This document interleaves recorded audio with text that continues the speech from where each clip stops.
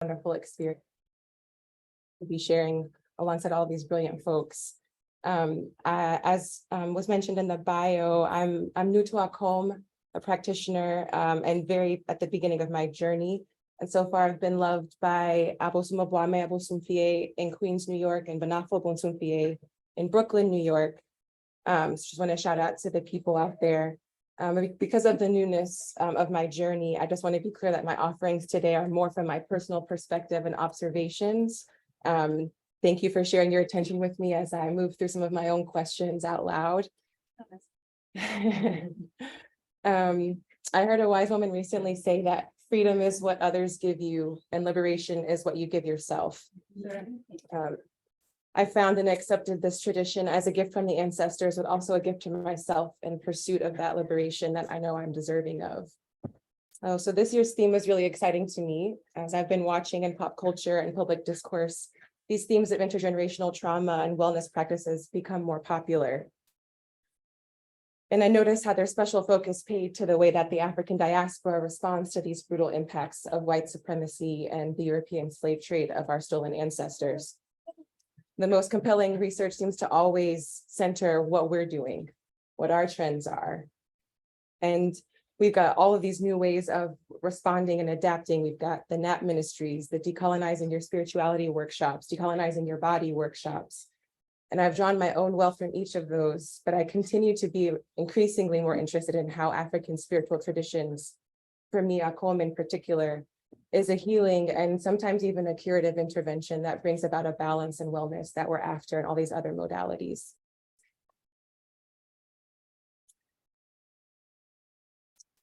The road that led me to the point of receiving these different medicines, including these marks that some of you today have asked me about, was quite a long road. It was a long process. And not long after I got them, I heard an elder say, you know, we put those marks where we did because the body is a map of the universe. But I'll say more about that later. We've not yet arrived at the later, so he and I are in a very long and spacious conversation about what I've got left to learn when he said that. And even still, that one comment without much information behind it has triggered my own set of questions and about how this tradition is healing me, healing my ancestral line, and just generally inviting me to understand my own location in the greater cosmology that we all belong to. So I wanted to begin the explanation with the sense of the map. An understanding that maps are highly political. They help us understand place and space, our own orientation inside of these sometimes abstract concepts. And we rely on them almost daily. I had to use one to get to just this room. And they help us orient ourselves in a collective fashion in that way. For example, this map of the night sky is something we probably all have a reference of, something that helps us find true north. It's a sacred destination that our ancestors used to escape from slavery, some of which were referenced earlier today. It's a collective reference point that all of us can use to figure out where we are in relationship to each other and the wider space that we live in. There's a more explicit example that I wanted to highlight, which is found in this recent process of mapping Kyrah, Nairobi, Kenya. This is what it looks like in real life from one portion. This is a school in Kyrah. Kyrah is known as one of the largest slums in the world. I use that word with air quotes because there's a political reason why I think it ought to be cast out. It's home to over 250,000 Kenyans, and it began as a temporary shelter for warriors who were fighting against the British during the attempts to colonize Kenya, and it became a permanent settlement. And the folks who have learned to thrive there have done so under the harshest forms of local and global neglect. For example, if you look at this map online, this is from Google Maps, Kyrah looks like it's empty and blank. And it's actually only recently that it's taken on this shape. It used to be depicted in the shape of a fish. So the borders of this city village weren't even an accurate representation of where the people lived. So of course, many folks in Kyrah and beyond recognized the issues with this misrepresentation, and they took it upon themselves to rectify the situation. They had local Kyrahans participate in a process of mapping the home for themselves by using GPS devices. And they gathered thousands of data points that ended up representing their home in a more realistic way. The difference between these two maps is very stark. As an outsider with the map that's made by Cubarans themselves, you can see their priorities: education, commerce, worship, the efficiency. They've even gone a step further to highlight on an app where there's which areas have higher rates of violence and robbery, and have organized themselves to set up safety stations as a result. But it's because of this process of independent and autonomous mapping of their homes. I'm suggesting today that the African body can be parallel to that map of Kyrah. For at least the last few hundred years, the African body has been similarly misrepresented and misunderstood, defined by the white hegemonic gaze, as the theologian Emily Towns has named it. From this particular perspective of colonial religion and politics, alongside eugenic sciences, which were mentioned by our colleagues talking about the pain body, the Black body is a placeholder for fantastical myths, a home to extra muscles that help us to run farther, jump higher, melanin that keeps our skin from burning under the sun no matter how long we're underneath it. These myths even led to present-day medical books that continue to racialize our pain tolerances, placing African peoples at a higher end, which leads to case after case of medical neglect, most especially for folks who are birthing bodies.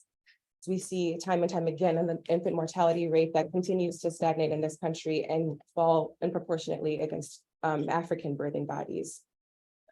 So these colonial forces of culture building asserted that Africans and all descendants thereof were also more prone to mental illnesses. What's the name of the one you all? That's the one. Say it again. Drapetomania.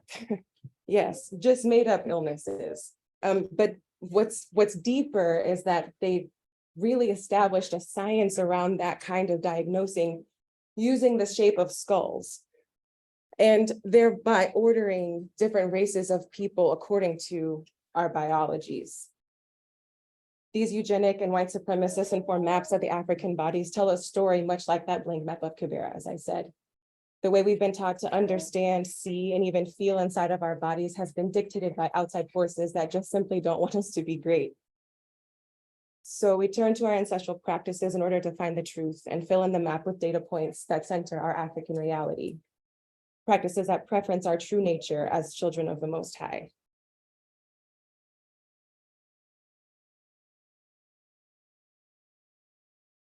This is just a map as well. So the same scientist who made this gradation of the human race based on skin color and complexion also did his own map of the world to further establish and dictate the reality that was being reinforced by his medical research.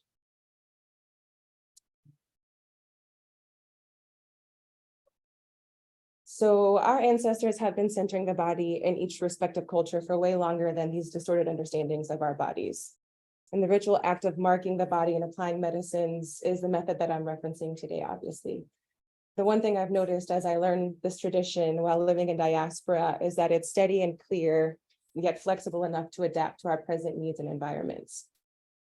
The ability to remain relevant across context and time has meant, I think, that the impact and purpose of these practices, like administering marks, has come to have profound and yet different types of meanings throughout different eras of history. I'll start with a portion of the beginning. One of the tree words that I first learned was the word for body. It literally means human tree. As someone who studied ancient languages and carefully noted the way that language shapes our theological perspectives, I was immediately compelled by the way that tree removes the possibility of seeing the human body as separate from nature, quite opposite of the Western views that we're forced to reckon with. Onipatria, the word alone positions us directly in alignment with the created world. And if we let it, it shapes our sense of relationship, belonging, and purpose in this world. As a recovering Christian myself, and in this particular body, in this context, I find this one gift of tree to be a profound antidote to the colonial messages that have taught me that I'm separate from God because I was born in a body. That being born in an African body meant that I'm cursed to be a slave to white folks because of Ham's sin against Noah. That I'm doomed to fail at almost anything good in my life because my body is inherently sinful and always separate from the ideal version that God had when God was making us. Onipedria by itself holds an invitation to a mental and physical kind of healing.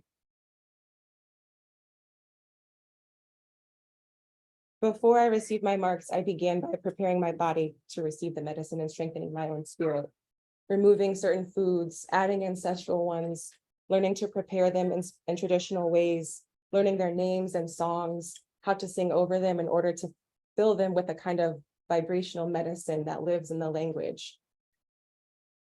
Eventually, I was given the medicine, and the very next day, no, this is a jump. I had originally prepared like 22 pages, and then I got that note that it should be like 7. So if there's gaps, it's because there's gaps. So after I received my medicine the very next day, I was struck with incredible pain in my womb. And it was a medium grade kind of dramatic situation. It happened at a festival. I was suddenly unable to stand up straight. I couldn't walk. 2 of my sisters carried me to one of the Bosum who was on one of our teachers. I received some other medicine and then went back to sleep and spent the next couple of days trying to figure out what was happening. Now, with hindsight and my own spiritual imagination, I'm suspecting that the medicine immediately began to work at a cellular level, and that this base level of application in my body meant that at least one stream of intergenerational imbalance was disrupted. I landed in this place because I'd already been on a 3-year journey of attempting to bring balance to my womb and other ailments that I just couldn't get answers for as I was consulting Western medicine. And then, but by the gift of the ancestors, after being carried through the festival and sent home, each subsequent visit to the doctors got clearer. And with that clarity and insight, I was able to match a care plan with traditional ways that ended up bringing about the balance that I was looking for. So another level of healing I'd like to touch on is a little bit more abstract and collective. In my own experience of diaspora, I have a great deal of questions about belonging, especially in my wider work of planning programs and helping folks make pilgrimage to Ghana. I think a lot about responsible return to Africa, especially given the complexities of a life and identity shaped in diaspora. The notion that my body is a map of the universe, my first home, also left an impression on me as I considered these conversations I've been having with folks since receiving my marks. Without ever prompting or inviting it myself, I've had folks strike up conversations about them. They're on my forehead, they're on my arms, they're on my chest. And the most recent one was at a conference, so this Nigerian sister looked at me sideways and said, where are you from? I tried to explain that I was from Ghana once upon a time, but not recently. And I told her my name. And as soon as she shared hers with me, she pulled her shirt to the side and said, I have those things too.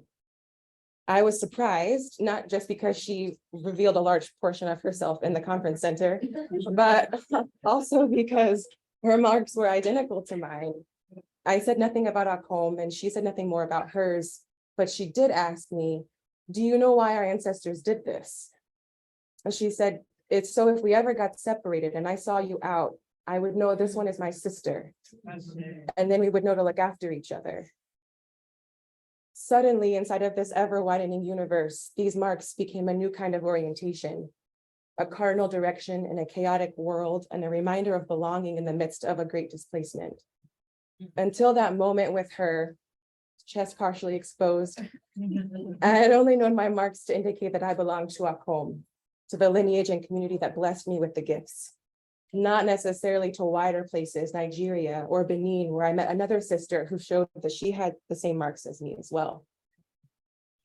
After about the 5th time that a stranger likens their map to mine, I realized that this medicine brought me a healing on a level of specificity that I had never thought to ask for. But these encounters with folks from different African countries is helped me to see the function of this medicine as reparative to this wound of lineage confusion and these questions of belonging. We each possess a map of the universe, Onipedria. Crafted from clay, to me, is not just a reminder, but it's also a promise of our nature, our purpose, and our proximity to Oromankwa. What Akom has given me is intense perspective and orientation in this cosmos, and it's put me to a deeper understanding. The only reason why this society asks us time after time and era after era to disassociate from our bodies is because they know that once we truly have hold of them, once we're truly self-possessed, that there's nothing that we can't do, including to grant ourselves, past, present, and future, the full gift of liberation.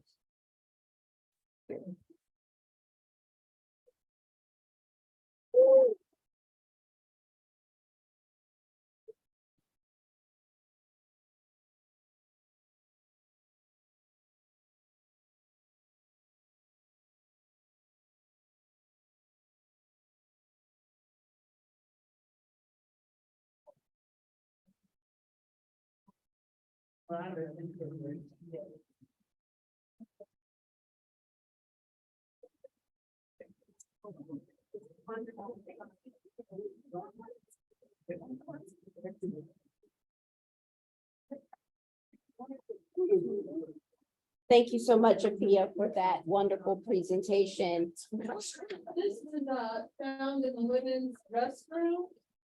Does it look familiar?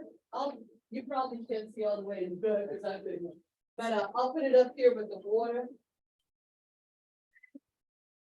Thank you. Our next presenter is Dr. Horacio Robles of Fairfield University, who will present on Esu and Pomba Gira. Do they go to the bathroom?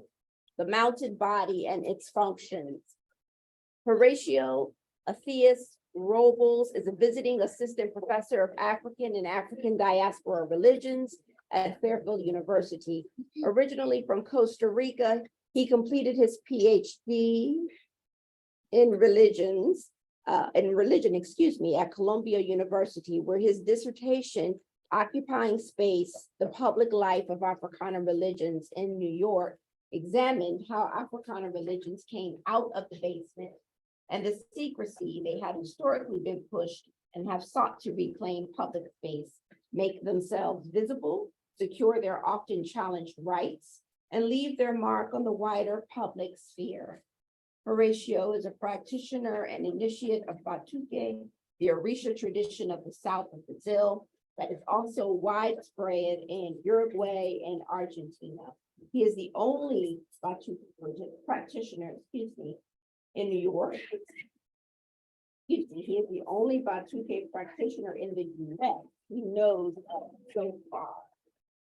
When Horacio arrived in New York several years ago, he also began practicing in Vodou, and he is a junior Vodou priest. Please welcome Dr. Horacio Robles. Hello, everybody. Sorry. Okay. Afia, bonsoir, and in Upper Brazilian tradition, we say ADRSA, the blessing, which at the same time is asking you for a blessing, and is me giving you a blessing. So ADRSA, hope you'll give me a blessing. So first of all, my sincerest apologies, because I've been missing from the whole day. So I have this horrific ADHD, so I've been working on this paper for weeks. Obviously, I just finished it right before. Right there, right now, the presentation. So now you know my apologies. I missed the work of great scholars. And also, I'm going to turn this on. And as you can see, I try to be professional, but always a bit chaotic. So you got to keep things fun. Okay, there we go. Okay, so first of all, before starting, like I mentioned, I'm a Batuque priest. I'm going to talk about what Batuque is.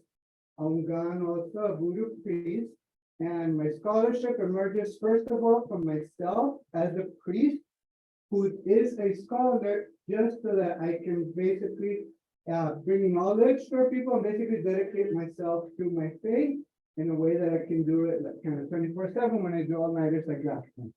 Also, to clarify, I'm from Costa Rica. I always need to mention this. I am very light skinned, but I come from a mixed race family. So I have Spanish, Indigenous, African, and Sephardic Jewish heritage. So I always want to mention that in honor of my ancestors who have passed away and are visible.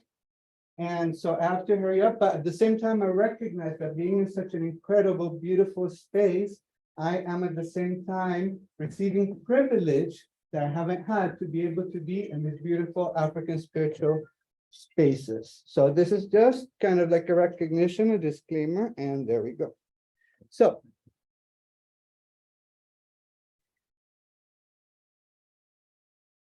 The body, the mounted body, one second.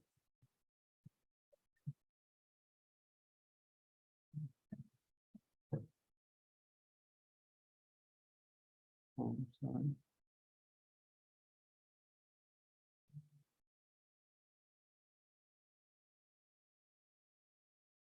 How do I see it now? Oops. Sorry, there we go. So you all actually know that my password for this is the name of Oshosi in our tradition, the hunter god, who is also the one that works with technology, because I get it all wrong. So anyway, now we start. Okay. So basically, I tried to look into this particular topic because I just wanted to be able to come here and look for something that would be connected. And I was basically reading this Facebook group where they're asking about these spirits. I'm going to talk about of Kimbanda, an Afro-Brazilian tradition. And that's, do these spirits go to the bathroom or not? There's a huge fiery debate as to whether they did or not. Could they? The first, the traditions that I'm going to talk about come from the south of Brazil as a starting point. Rio Grande do Sul, which was the Afro-Gaucho region, the cowboy region, where three religions came together. But Batuque, that was the original tradition developed there down south, very isolated from Candomblé from the north. Umbanda, that was brought from Rio, and Kimbanda, also brought from Rio. I'm going to explain it. So that was the cowboy area, one of the roughest places for the enslaved that were brought there for punishment because the labor was horrific, and it was a very cold region. But our sacred garments then come from the Gaucho traditional dress. It was adapted from the cowboy dress, and that's why I wanted to dress in our sacred dress, in our sacred clothes to show you. So here is Kimbanda. It is a tradition that developed alongside Umbanda in the late 1800s, early 1900s, mostly in Rio. It developed from different and similar stories. There's this tradition called Macumba that was the pejorative term for Afro-Brazilian religions. And I'm here with the expert, so I can tell it. So Macumba later developed into two traditions. Umbanda, that became a spiritualist tradition based out of a complete syncretism between the Yoruba gods and the saints and European type of spiritualism, and Kimbanda, where with a lot of Congo elements, but focused on the spirits of the streets, the Eshus and the Pomba. The common saying is that Eshus are the spirits of dead criminals and Pomba are the spirits of dead prostitutes, which is not the case. Some Pomba have been sex workers, but that is, first of all, which is not something to be embarrassed about. It's not something bad, but they come from all walks of life and the same issues. What is important, though, is their role. They come and cleanse and bless the community and empower them when there is oppression, when there is strife, when they're like bad energies have been sent over, they are there helping the oppressed, the poor in Rio and across Brazil when they needed strength. So basically, these traditions spread to Argentina, they spread to Uruguay, and there was this big debate, a heated debate as to whether they go to the bathroom. So here you had all sorts of meanings. For example, here, for the temple bathroom and getting with the bathroom, the dead spirits. So, there's another one, well, I'm gonna get to that in a moment. So I'll leave you with that image in the meantime. So basically, Dr. Covington Ward, who we're so privileged to hear today, she says in her book, Embodying Black Religions, I hope I get the name, no, sorry, Embodying Black African, no. Oh, I'm so sorry. I didn't write it down, so never mind. In her recent book, she wrote how how, according to European narratives, they saw African bodies as deviant, as monstrous, idle, which was used to justify the slave trade. On the other side of the Atlantic, basically, Black people were portrayed as irrational, immoral, and sexual deviant, who had bodies with superhuman strength, remember this, and had thresholds for physical pain. And this course is about Black religious practices, describe them as heathenish observances, insane yellings, and violent contortions of the body. So when we talk about African diaspora religions in terms of a key element of them, which is incorporation or getting mounted or possession, there is this notion that has been even among practitioners that what happens is a loss of consciousness. You have human consciousness that goes and is displayed by divine consciousness or the consciousness of the spirit. And what happens, the body is basically like a vessel. You know, Laura Matori, Roberto Stroman have used analogies, for example, the body as a calabash, the body as a pot, a simple vessel or a receptacle. But it misses a big part of it. Because when the entities come and enter human bodies, something essential changes. It is not the same body. So whereas we have all these analogies that were accepted in terms of the understanding of Africana religions, particularly in terms of whether consciousness remains or not, the standard was notion was that the consciousness would go, the body would remain empty without a consciousness to let the new consciousness come in. That was the accepted one. But we have seen that in new discourses and new people within African religions are talking up and saying, no, actually, consciousness can be retained. And this is something that I want to mention to everybody. As part of the spiritual development, this is something that I learned. According to Candomblé, you can be a force, a medium, still retain either full consciousness or half consciousness, or completely unconscious. The same in Umbanda, the same in Kimbanda, the same can happen in 21 divisions as it progresses. So don't let anybody tell you different. Don't kind of diminish your spiritual experiences. But this notion of consciousness going, that has been like repeated time again from the early scholars of Vodou, such as Mitro, Darren, Zornil Hurston, etc. But so in this debate that was happening, I have here some of the comments. It became very heated because the whole question is this body a new body that is this a body that is changed? Does the body get shut down because the God comes, the deity comes, and the body is transformed as a whole? Or no, does the body continue to be a body? So it's saying, no, if the medium is really incorporated, one commentator doesn't have the necessity. Another one would say, no, the matter has physical needs. So ultimately the being is human. It has the necessity to be the bathroom. So the spirit knows not to harm the body. Somebody else criticized and said, no, we see that in all these ceremonies, all of a sudden the spirits are running into the bathroom. So what's happening? So some would say, oh no, what happens is that the spirit leaves, goes to the bathroom, lets a person be healed, and then comes back. But people would say that basically a lot of people would say, no, this is pretending, it's a pretending spirit.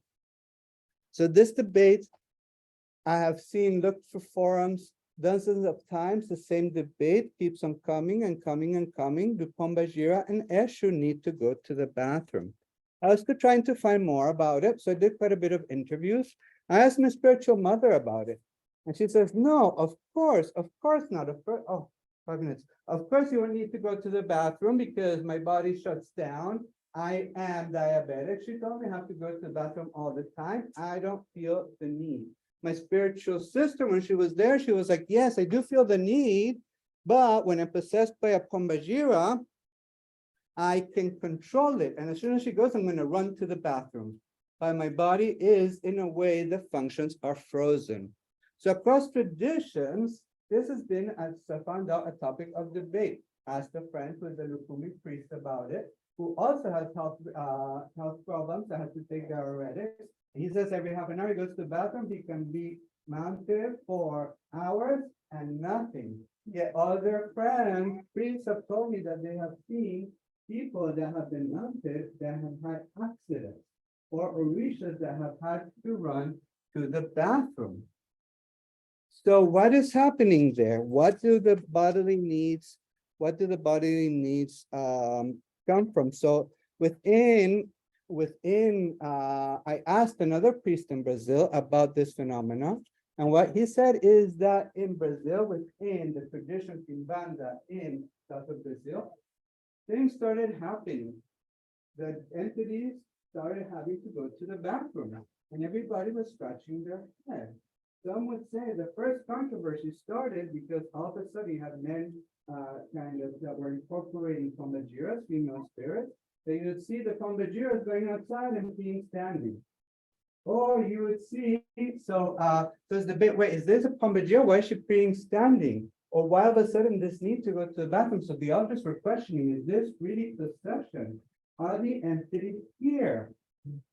And so people tried to come up with excuses, and some would say, okay, now the spirits are drinking beer. They drink beer in the ceremonies like nonstop, so that has to be the explanation. And others would say that no, the new generations are different, and the spirits have adapted themselves to the necessities of the body. We are different today. The same priest would have said, the same priest that told me that people have had accidents, said that the people from older generations would look at this and say, no, this is a fake possession. Whereas he said people that were younger, that were initiated, would recognize, no, the spirit is there, the spirit is not gone. But they would take care of the child and let the child have their needs. And if the pressure of the community will make the person feel that they can't go because they are mounted to the bathroom, so that's something else. So similar debates have been happening, let's say within let's say 21 divisions and forums. I saw people asking Dominican Vodou, can entities sweat? And one question was, Ogun, the spirit, if it's given a food and the spirit finds it disgusting, can they throw up? So all of these times there are debates, is this real, is this not real? Some scholars have said that within Africana religions, this questioning of the truthfulness of possession is ongoing. And it is not, some scholars, Christina Wirth said, it's not something that kind of is there because we don't we are questioning possession or we're stopping to believe in possession, or we don't really, it's actually a way to strengthen our belief in possession and incorporation, because once we spot the people that are fake, that means that those that aren't fake are the real thing. But now a lot of the people that I've talked to have said that that was in older generations. Right now, the spirits who are the spirits that God, the spirits that gods who are coming into us are aware of our needs, adapt to who we are, and we both keep and maintain who we are. I'm not saying that within some Orthodox traditions, full possession, full mounting is not a part of it, and it's not a dogma, and I don't question that. It's just that it's not a black and it's a very gray area. This priest that told me that all the time that he would go, he is, very heavy priest. He would come, he'd be mounted, he'd just collapse on the floor. And basically under other circumstances, his body would be completely kaput. And he would always say how he lost consciousness, but asking, kind of prodding, he told me that no, actually for many years, he didn't lose full consciousness. Nowadays, he's seen as like the top mounter. Everybody invites him to ceremonies to be mounted by that deity. But at the beginning, no. So as practitioners of African-derived religions, this is the practitioner in me coming more than the priest in me coming more. Okay, 1 minute. So, okay, So we just need to be sensitive to that, to know that spirits work, God's work in very mysterious ways. So these are tests that Eshu would have been, that one of the Eshu Pombagiros would be put through, kind of going through glass, kind of rolling through glass. This, my spiritual mother, who said that when she's possessed by Umbanda spirits or Kimbanda spirits, she still retains consciousness and remembers what happens. Her spirit still will dance and calls and will eat fire, because she says that that is different, because even though the consciousness is there, the spirit also comes and manifests and shows their strength, that they are there for a moment. And this, for example, for purposes, this is not just to show off, that like over there in that ceremony, that is to show fire as a cleansing. So I have to show this because it's just I mean, some of these are incredible. I wanted to go more into detail, but basically this is in 21 divisions, founded by Santa Marta Colorado, a very hot spirit. And then we have of course, Shango, Oya, and Shango in Yoruba land. Fire is a bit part of the mounting within it. And there is, for Shango, there's a particular reason, because he wanted to stand out from the other Orishas. So Ifa told them that he took these stones and throw them and would become the thunder. But then nobody liked him anymore. So how was he going to be able to be liked again? So so he would have to create this dress, colorful dress, use it and dance, and that way to like enchant people. But he took it a step further, and this is kind of Shango in Brazil. And yeah, you can see, of course, the transmitted similarity. So he would dance with people, and the same he joined with bata, the drum, he would dance. And also, he wanted to take it one step further. So he wanted to create a show and do supernatural feats as he was dancing. So he went to a sign, and traditionally within possession by Shango, which is something incredibly spiritual, there's also always a performative aspect. So when we see a lot of these things, people think, okay, a lot of these times it's the spirit, the gods, etc., trying to show that they are that they are true, trying to prove themselves.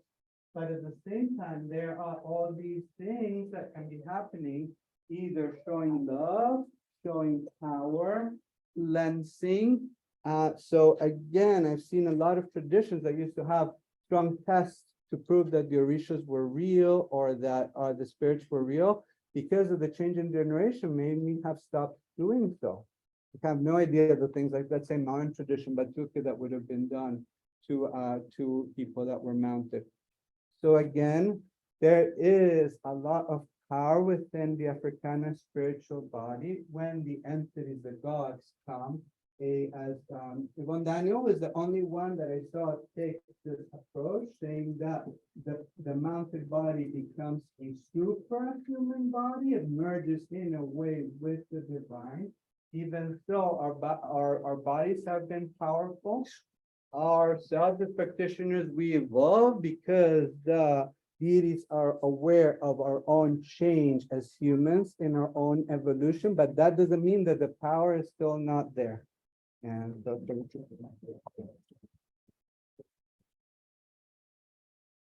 oh, sorry, I'm like, yeah. Okay. Thank you. Sorry for the beginning chaos.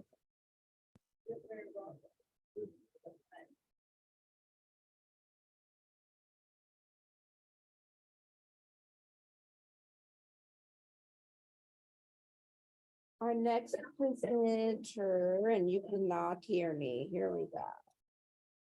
Our next presenter is Manbo Dr. Kyrah Malika Daniels of Emory University, who will present The Head is a Pot, or Ritual Mounting Within Vodou's Multi-Soul Complex. Dr. Daniels is an assistant professor of African American Studies at Emory University. Dr. Daniels teaches courses on Africana religions and art history, material culture and museum studies, and race, religion, and representation. Her research centers on African-derived religions, sacred arts, religious initiation and conversion, and ritual healing traditions in the Black Atlantic. Dr. Daniels is currently completing a book tentatively titled Art of the Healing Gods, Illness, Imbalance, and Sacred Arts of the Black Atlantic, a comparative religion project that examines ritual art traditions and religious healing legacies of Congo-derived communities in Haiti and the Democratic Republic of Congo. The book investigates how sacred art objects mediate relationships between humans and spirits in healing ceremonies to treat spiritual illness and imbalance holistically. Dr. Daniels' work has been published in the Journal of Africana Religions, Meridians, Feminism, Race, Transnationalism, the Journal of Haitian Studies, and the Journal for the American Academy of Religion. Please welcome Dr. Daniels.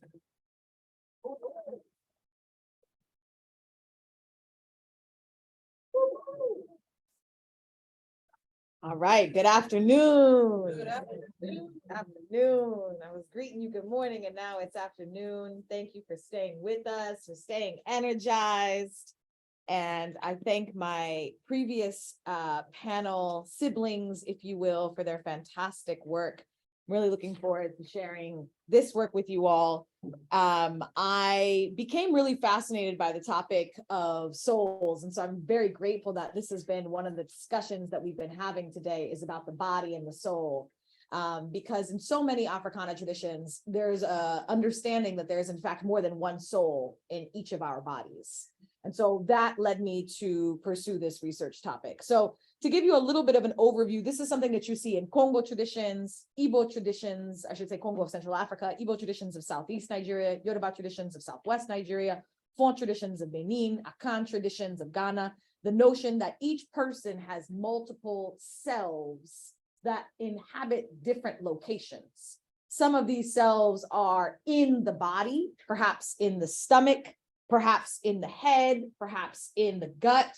Some of these are the breath themselves. Some of these selves exist outside of the body, an astral self or a double soul self that walks alongside you. And so I became interested in examining what are the roots for Haitian Vodou's multi-soul complex. They are many. Those roots are many. And so I was interested in examining these different lineages. Now, in the context of Haitian Vodou, it is understood that each person has 5 personal soul selves and a 6th collective spirit self. Let me break that down for you. 1, the Gobonage. The Gobonage is probably the soul self that's most well known or most well recognized in Haitian Vodou. It is your personality soul. So for those of us who are interested in astrology, it's your sun sign. Is your outer self that everybody can see, the sense of your spirit that people understand to be your core essence and self. Okay, and we're going to get back to this, but in essence, it exists in relationship to the Tibonage. The Tibonage is your moral compass. It tells you, that's not a good idea. I wouldn't encourage you to pursue that route. And if you have transgressed, it tries to guide you back to a moral center. Okay. Now, what's interesting is the Gobonage is said to be the soul self that travels. So when you wake up and you say, wow, that dream was so real, I feel like it was really happening to me. That's your Gobonage that has traveled and experienced that in person. That's why it felt so real. Your Tibonage, the moral compass soul, is the one that stands guard with you, protects you so that nothing happens to your body while that Gobonage self is traveling. Okay. The other thing I'll say about the Tibonage, y'all know the story about Jesus and the footprints, right? So you're walking along with Jesus, and then the story is the footprints disappeared. Jesus, you abandoned me. No, that's when I carried you. That's your Tibonage, not Jesus, but it is the extra or inner reserve, right? Not Jesus, but it is that inner reserve of energy. When you think you cannot continue forward, your Tibonage takes over for you and helps you to shoulder that burden to continue forward. The reason that the Gobonage soul is so important is because when you are initiated through a process of initiation called Kanzo in Haitian Vodou, this is the soul self that is slightly taken to the side, and an aspect of your gobonage is removed from your head so that the spirit who guides you, who has chosen you as their child, whether that is Ogu or Esubiyi Freda, so it can be properly enthroned in your head. Okay, so your gobonage personality soul, there's an aspect of it that is taken out so that the spirit can be, if you will, crowned on your head. So those are the two most significant souls, if you will, in the sense of they're the most well known. But then there are these other souls, and that's where I was like, there's more? So Zetwal is your astral soul. It is the soul of your destiny. And when they say the stars are written, before you were even born, that is your astral soul self that exists outside of you. Zetwal means star in Haitian Creole. And I should mention here that Tibonage and Gobonage are large good angel and small good angel. That's a literal translation rather than a figurative translation. Then there's the Num. The Num is your whole self. Okay, so that encompasses all aspects of your personhood and all aspects of your soul selves. It is what we might say somewhat akin to the psyche. When we talk about our psyche, you're kind of talking about your whole self, not just an aspect. So we can say that the Num is your whole self. When you say that somebody, they got, like in Creole, I'm looking for my sister Regine because she'll know what this is. When you say that in Creole, oh, you better step back. That means they badly raised.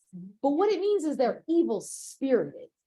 And so when you say that somebody it means they have a bad energy on them. That's blocking their light. That's blocking their aura, as our sibling stated earlier. Okay. Then you have the Mettet. Now, when you are initiated, or even if you are not initiated, you have a spirit that guides your path. Many spirits walk with you in Haitian Vodou, but there is one who guides your head. And so during the process of initiation, this is what I was mentioning earlier with the Gobonage, your Mettet is the spirit who is then placed in your head and fuses with your personality soul, fuses with your Gobonage to guide your path forward, okay? Now, the last self, so those are the 5 selves, these are all unique to you. Because even if this person has Ogu and this person has Ogu, there may be different ways that it fuses with your personal soul self. This person may have Ogu Badagri, this person may have Ogu Ferai, okay? And the 6th self is called Wosion. And the scholar who wrote about this first, and I must give honor to him, Wukuku Ibaye, is Max Beauvoir, who was the former Ati of Haitian Vodou, our spiritual elder. He's since transitioned. But he identified the Wosion as a collective of spirits who are known as Loi that are unique to each devotee. This is important because this is where inheritance comes in. If your family honored Esubiyi Freda, you will inherit her in your lineage, even if you are a child of Agui, right? But it's your squad. It's your spiritual squad. It's not one spirit. It's a collective of spirits that all walk with you and that are really, in some sense, your family tree of spirits. Okay, so these are the collective souls that we all carry. It's understood that each person carries these 5 souls that are unique to them. And then the Wosion are the collective of spirits that walk with us in totality. That was a lot of souls, right? That was a lot of souls. All right, let's keep going. Let's keep going. Now in Vodou, it is understood that the head and the body serve as vessels or as mystic pots that house a person's many souls and spirits. And our esteemed Dr. Robles was speaking about this, the notion of the body or the head as a calabash or sometimes as a pot. This was noted by our Baba, Wande Abimbola, who notes that you go see Ajala, the pot maker, right? You see these same persistent themes emerging in all of our Africana traditions. The idea that the head is a vessel. It doesn't mean that it's empty, right? But that it can receive things like a pot. It can receive offerings. Those offerings can be changed. It can receive and host spirit. A person possesses both private souls, and this is where we talk about the differences between those that are unique just to you, your Gobonage, your sun sign, if you will, your Tibonage, those are unique to you, but also a public pantheon of spirits, a Wosion or an escort of spirits, usually that are partially inherited from family lineage. Now, here I must note that when I say inherited from family lineage, it depends on how you entered the tradition, because we know that there is formal initiation in many of our traditions, but other traditions, especially Hoodoo, you don't necessarily need to be initiated. You just do what grandmama says to do. That means hold a candle. That means hold a candle. That means pour the water for libations. That means pour the water for libations, right? And so it can be, when I say inherited spirits, those from your biological lineage, or this can be inherited spirits. My temple serves the spirit of Agwe. That means he becomes part of my escort of spirits. Okay, so I wanted to make that distinction. Ultimately, the ritual of Vodou Kanzo initiation serves as a process of what I argue as harmonizing the head. That I argue that initiation is really an aspect of harmonizing the head so that initiates can experience equilibrium for their many personal souls and the communal spirits within. That, you know, when you, and this is something that, again, several of our beloved, you know, scholar practitioners have really underscored today. A lot of times people become unwell, become sick, because spirit is calling you. And so initiation is not just about healing the physical body, it's harmonizing your spiritual selves and bringing you back into alignment, and also to reach a new frequency, to reach a new alignment.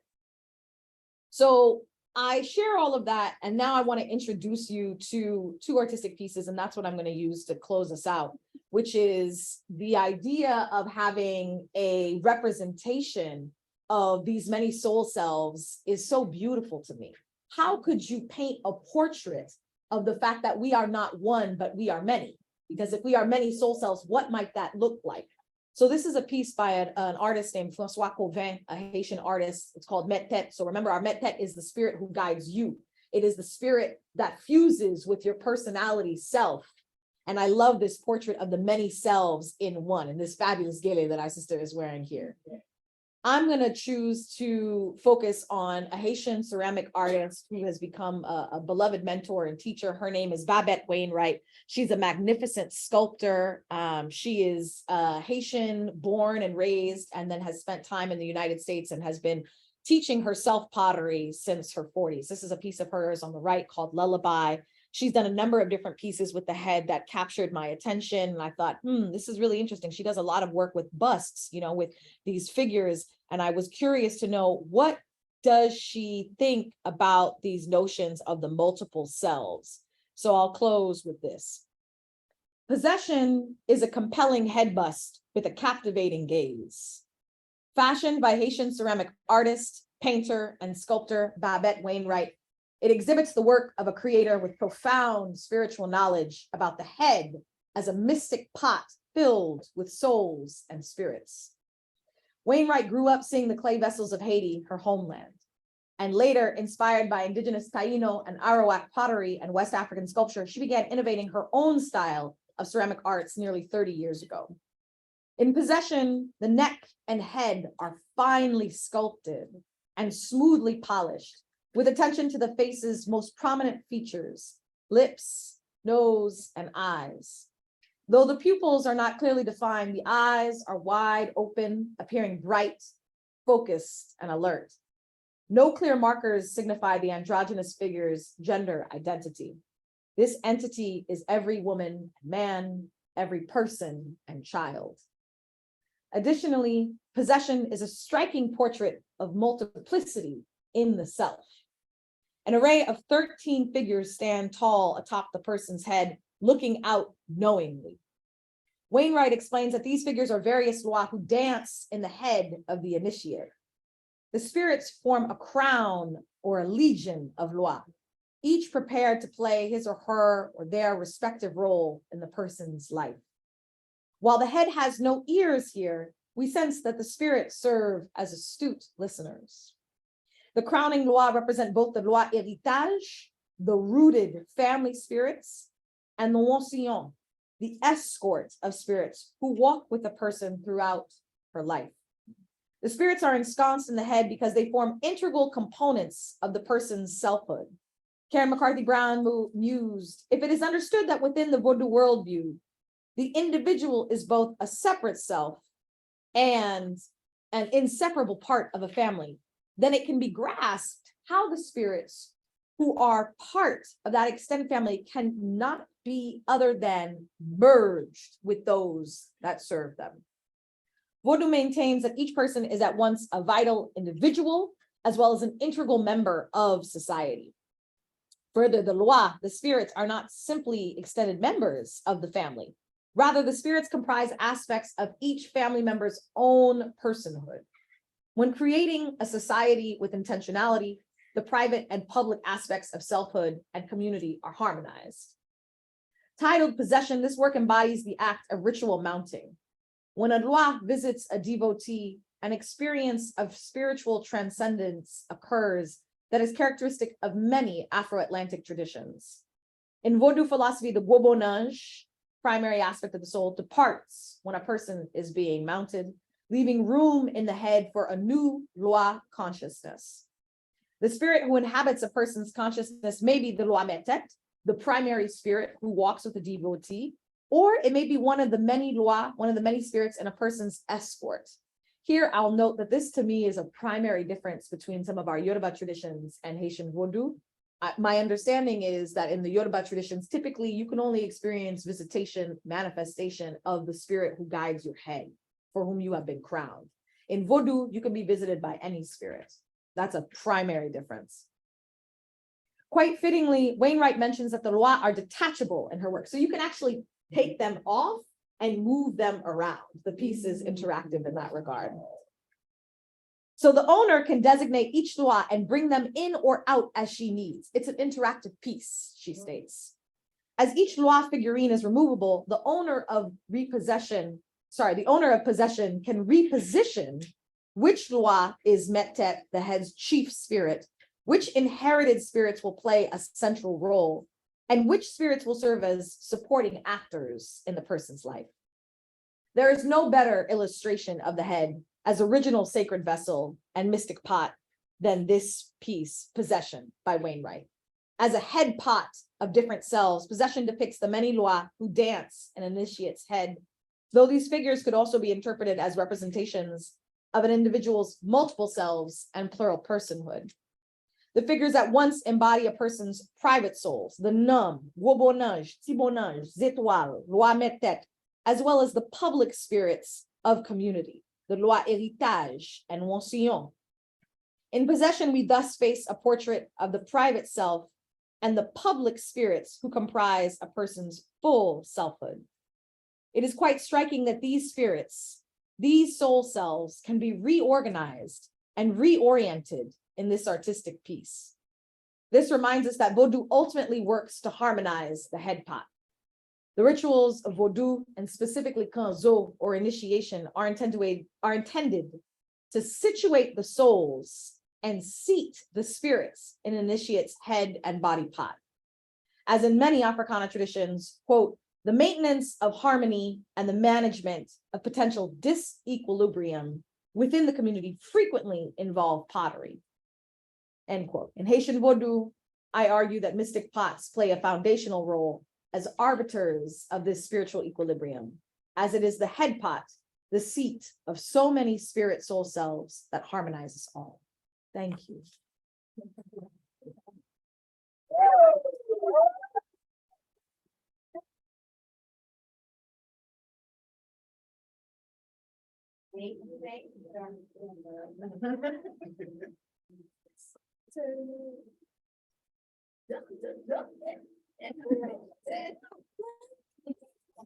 Our next presenter is Dr. T. Ajewole Duckett, who will present Deliver Me, Contemporary Uses of Ritual and Performance to Remember the Black Queer Body. Dr. Duckett earned their PhD in African American and African Diasporic Studies from Indiana University, Bloomington, with a minor in Performance Studies. They have been a practitioner of BIFA since 2018.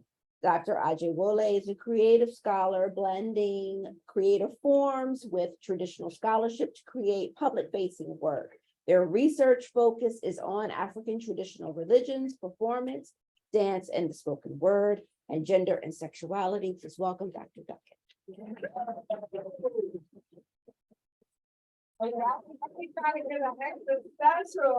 rousing energy to Dr. Duckett because they just became Dr. Like.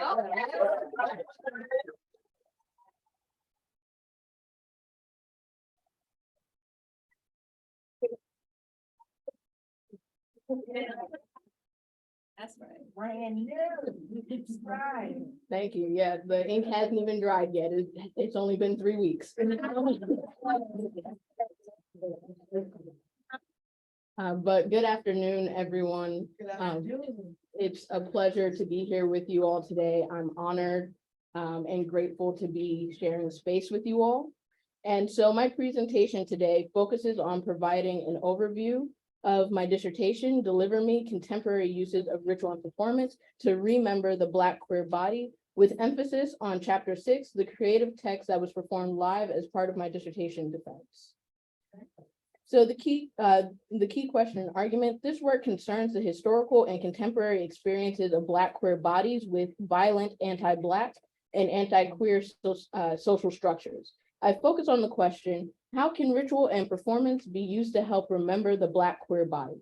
I argue that Black queer bodies have been subjected to forms of violence and dismemberment at the hands of the church and state due to their inability or unwillingness to perform heteronormativity and or whiteness. Remember is given this specific notation because it denotes the process of putting oneself back together after being dismembered.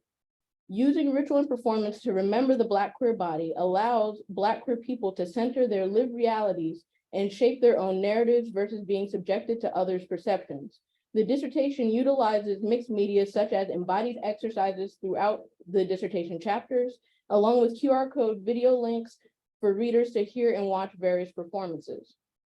The purpose of the live performance is to invite the audience to learn through participation, breaking down the binary of performer versus spectator. My dissertation is a transdisciplinary analysis, and so these are the sites from which I'm sourcing the ritual and performances, specifically Ifa, Egungun Masquerade, West African dance, liturgical and contemporary dance, spoken word, and voguing and queer performance forms. This is an outline of all of the chapters of my dissertation. However, I'm going to focus on chapter 6, Deliver Me. And this chapter is the creative display of the theoretical frameworks found in the previous chapters and can be engaged with both as live performance and the reading of it as text. Chapter 6 is broken into 3 acts, which each have an associated Ifa Odu, Ejiogbe, Oyeku Meji, and Ofunse respectively.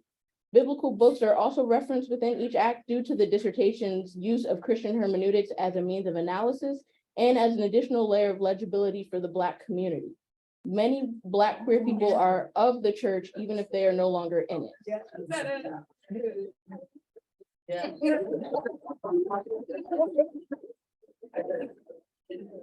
The Odu for Act 1 is Ejiogbe, the first of the 256 Odu, and this Odu addresses matters of creation and destiny.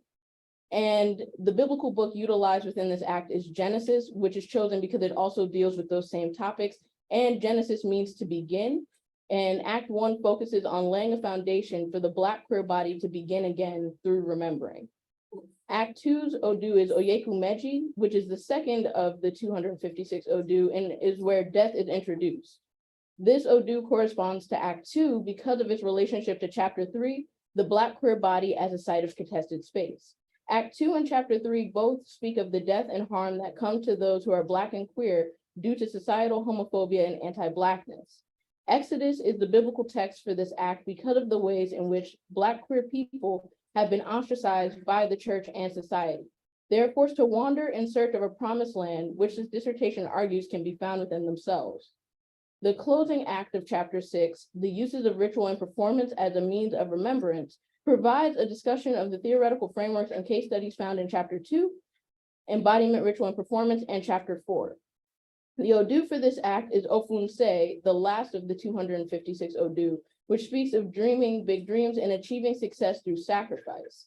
The Black queer body is continually called upon to sacrifice. Also, remembering is no small task.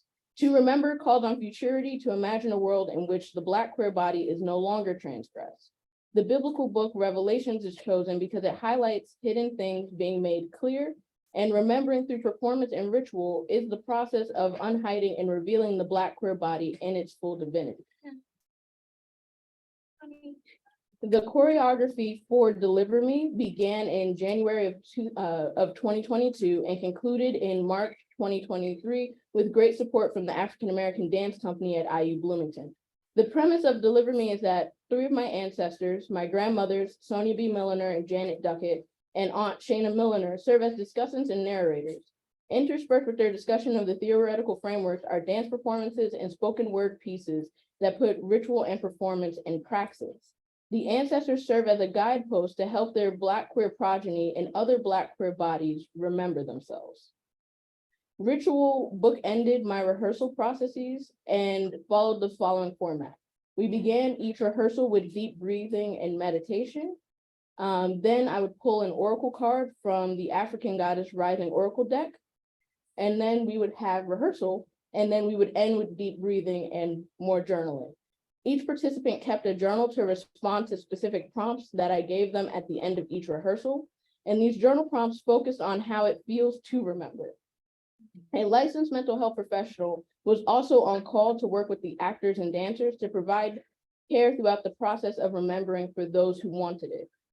And so this is the full list of song and movement pieces. And I have chosen to share with you 4 brief clips that I feel best illustrate the ways in which performance and ritual can be used to remember the Black queer body. And so the first clip is of a dance called Survivance. And in this piece, I have syncretized Makulele with Yoruba Orisha dances to create a situation where survivance is survival as resistance. And my computer buttons.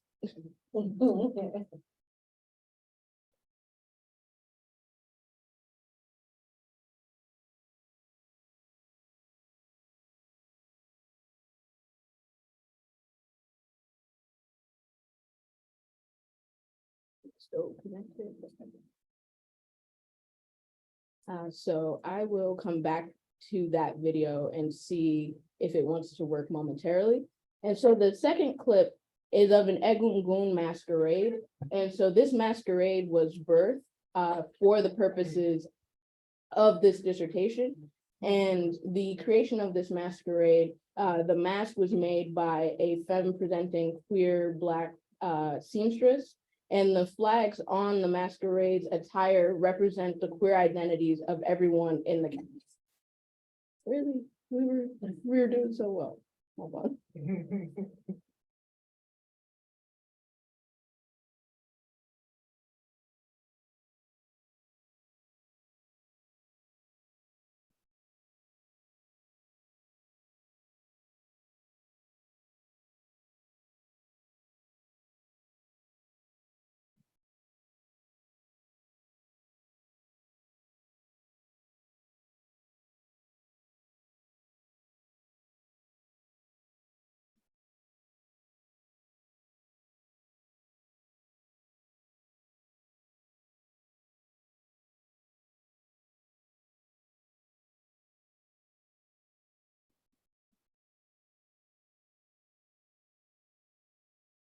And so let's backtrack to survivance to see if all it also needs is to be refreshed.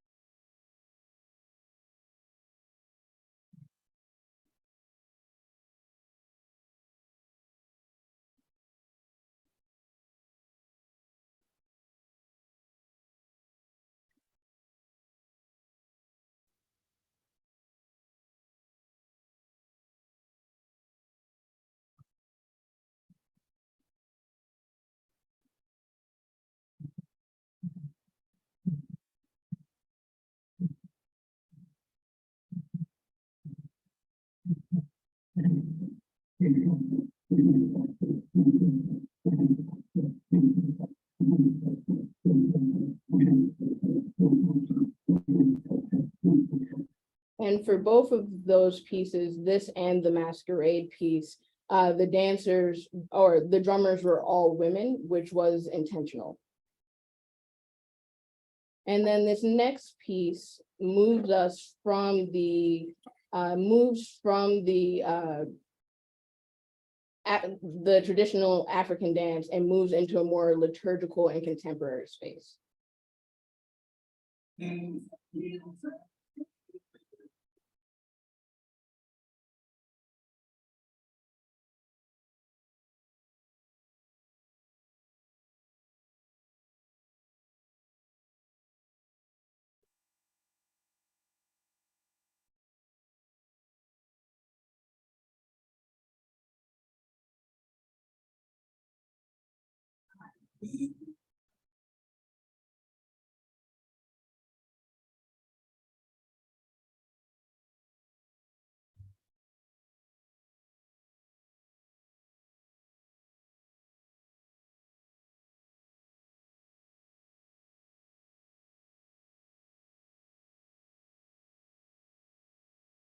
And then the final clip I have is the dance titled My Gaze, which comes from Act 3 and focuses primarily on healing the Black queer body after contestation. And it uses Audre Lorde's essay, Usage of the Erotic is Power, to show the power that performing for oneself and reclaiming one's sensuality has for the Black queer body, particularly those who are subjected to the voyeuristic gaze.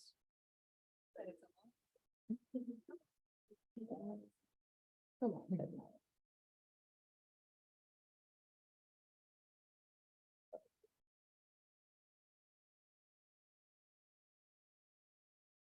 I'm going to screen.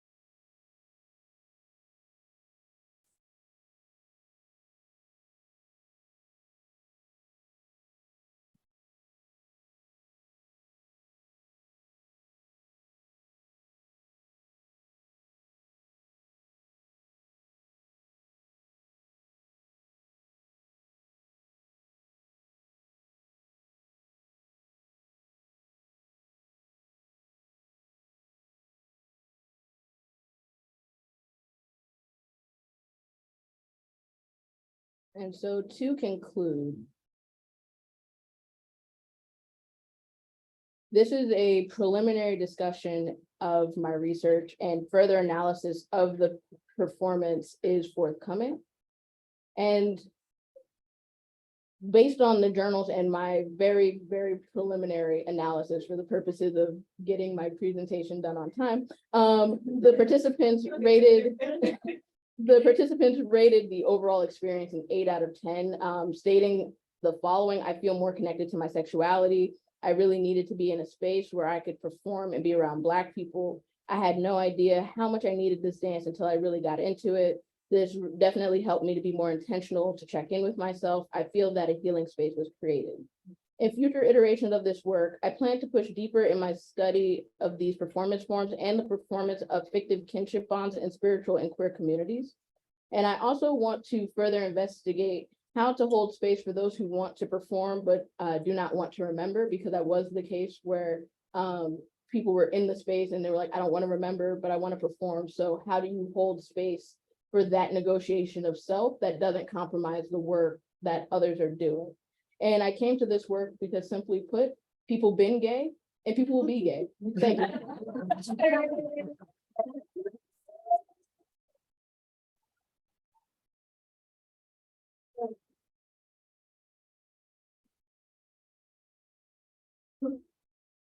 Let us collectively give a round of applause for Reynolds, Dr. Wood, and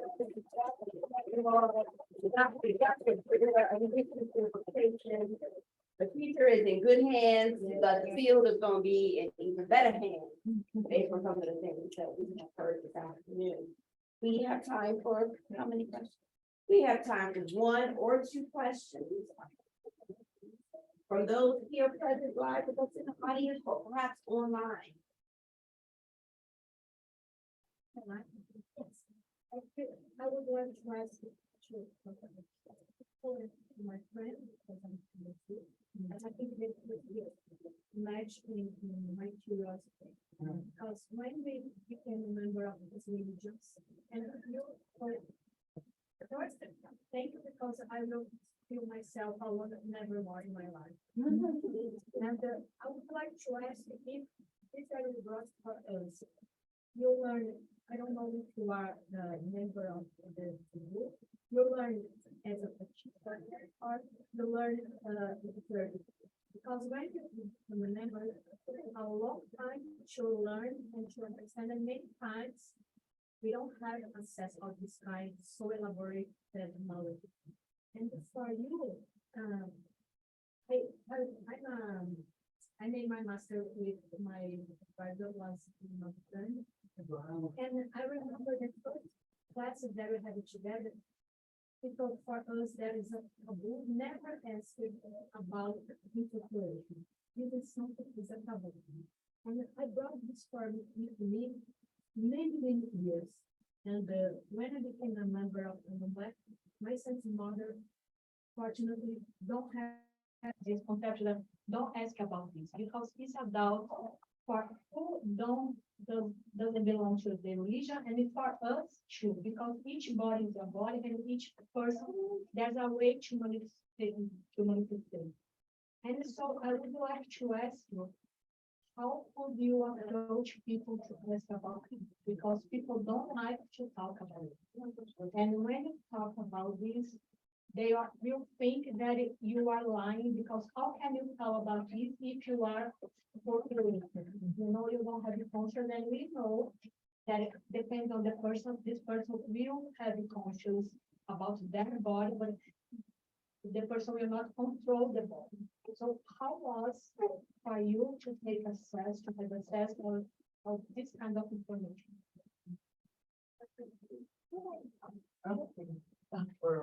I imagine for my answer will be shorter. Thank you for your question. And I agree. I feel like all of our papers were very much, the presentations were very much a conversation. Yes, I am a member of a Vodou house. I'm a Manbo, and I think the response to your question is this something I learned as being a practitioner or a scholar? It's both, because, you know, for so many of us, these are not identities that we can divorce from one another. So I became interested in the topic because there was a lot of confusion. There are some books in Vodou that say the Bobonage is like this, and you know, it's A and Tibonage is B, and then other books that say the exact opposite. And so I went to my spiritual mother and I was like, well, which one is it? She's like, like, and in fact, what we discovered is she doesn't get it confused. You know, she knows it, of course, deeply, and so do other practitioners. But the terms, you know, don't mean anything unless you talk about the action. So that's why I said, like, the Gobonage travels, right? Is when you think about it in those types of fashions, what do these spirits do? What do these soul selves do? Then it became much more clear. When you see spirit incorporating, you know, or manifesting in ceremony, you understand that there's an exit of the Bobonage because you see that struggle taking place. So it makes sense, you know. So I say the answer is both. You know, I came as a researcher, but I came as a practitioner because that was the best way to understand it.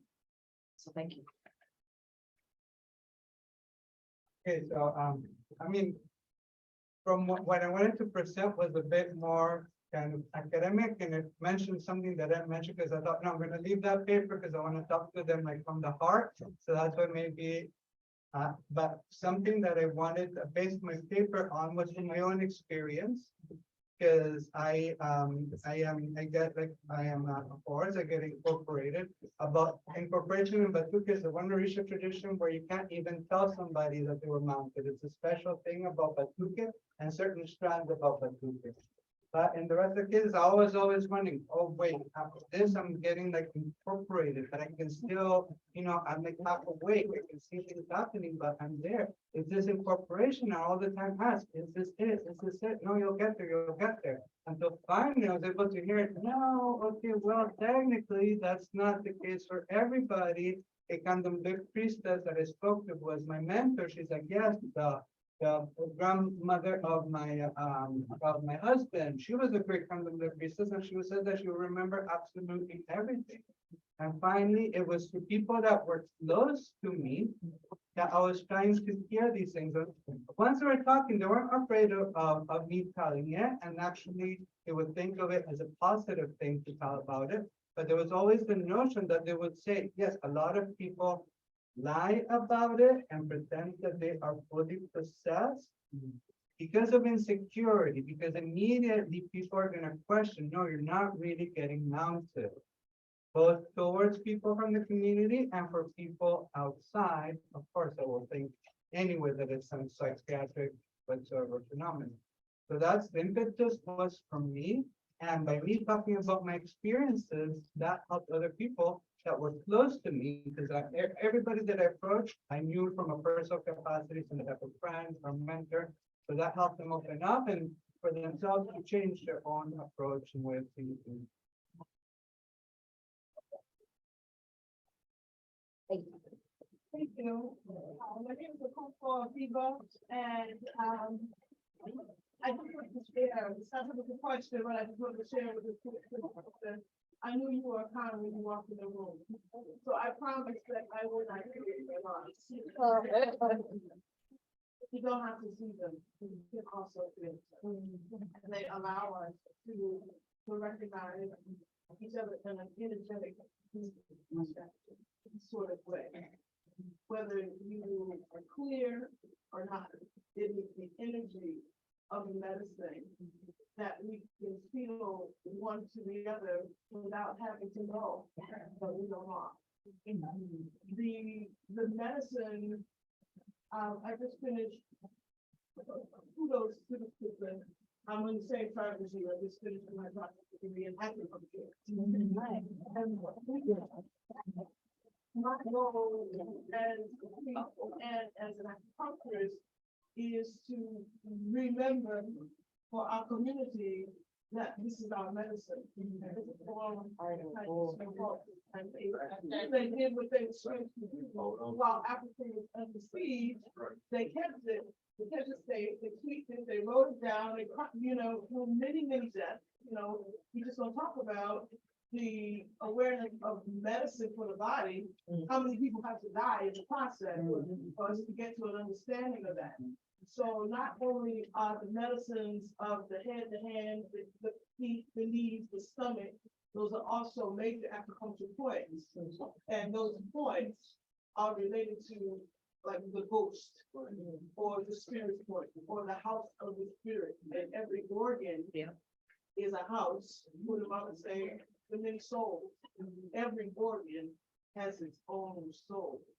So I'm just so grateful to be here to hear the different points of view, but the same view at the same time. It's been a wonderful day, and I'm very.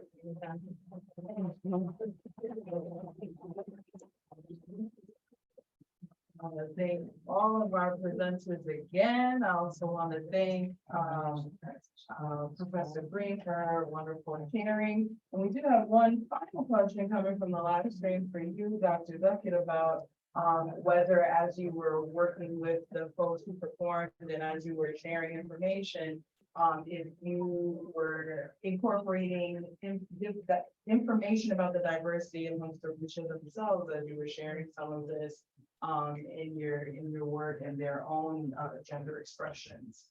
Yes. So I ran rehearsals very much like I run my Black Studies classes. I stopped working with PowerPoint though. I don't know how to work with technology in the dance studio. But before I allowed, particularly for providers, before I allowed the dancers to really get into the embodiments of different religions, I explained sexual, framework of Ifa, of the Yoruba, of the Orisha, of the Ori, and led them bit by bit, because I had to get a lot of permission, from my spiritual authorities to do this type of work. And they were like, be careful, and don't hurt anyone. Roger that. And so education was at the forefront and paramount to everything I did, because I didn't want to accidentally dismember somebody I was supposed to be helping to remember. And so education helped solve that, as well as, having women embody, for example, Shango and Vodou, and what wasn't shown on the video is I embodied Alegua, before they began to clear the path. So having, people who are either strictly, female, or myself who's non-binary, embodying these Orisha and really helping to educate and shift their way on and thinking about God as this fixed patriarchal structure. Thank you. Thank you so much for that. Let's give everybody another wonderful round of applause.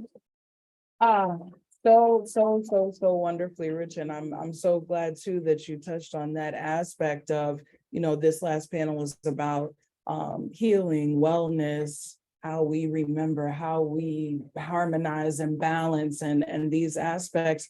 And it's important to remember that there's a power that comes with that. And one of the things that I talked about yesterday is that, with power, of course, we know comes responsibility, right? We have to always be able to be responsible and accountable. We're having people to move to understand what the limitations of their bodies are. If we're having people to go into different experiences to understand what things might be activated within them by going back into those experiences. And so I just give thanks for each of you who have presented, and it's been so wonderful. We're going to continue with some of these themes on our last panel of practitioners. I'm really excited for us to be back in 5 minutes. Okay, 5 minutes. We'll start with our practitioner panel. I'm going to ask those who are on the panel to make their way up front, please.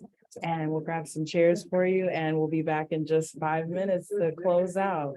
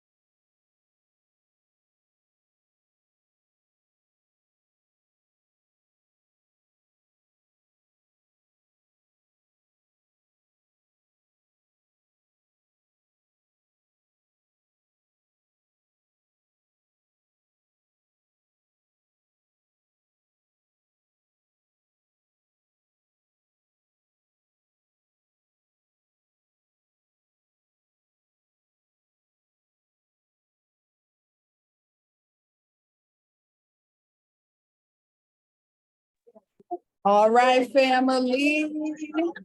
I go. I go. I go.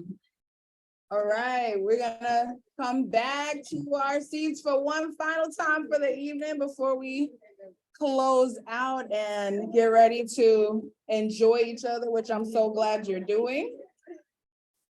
It's been a beautiful, beautiful, beautiful day, and I'm just thankful for everything that we have been able to share together today. And as is our tradition, we close out with, we've all been, of course, we've had practitioners and scholars speaking all day.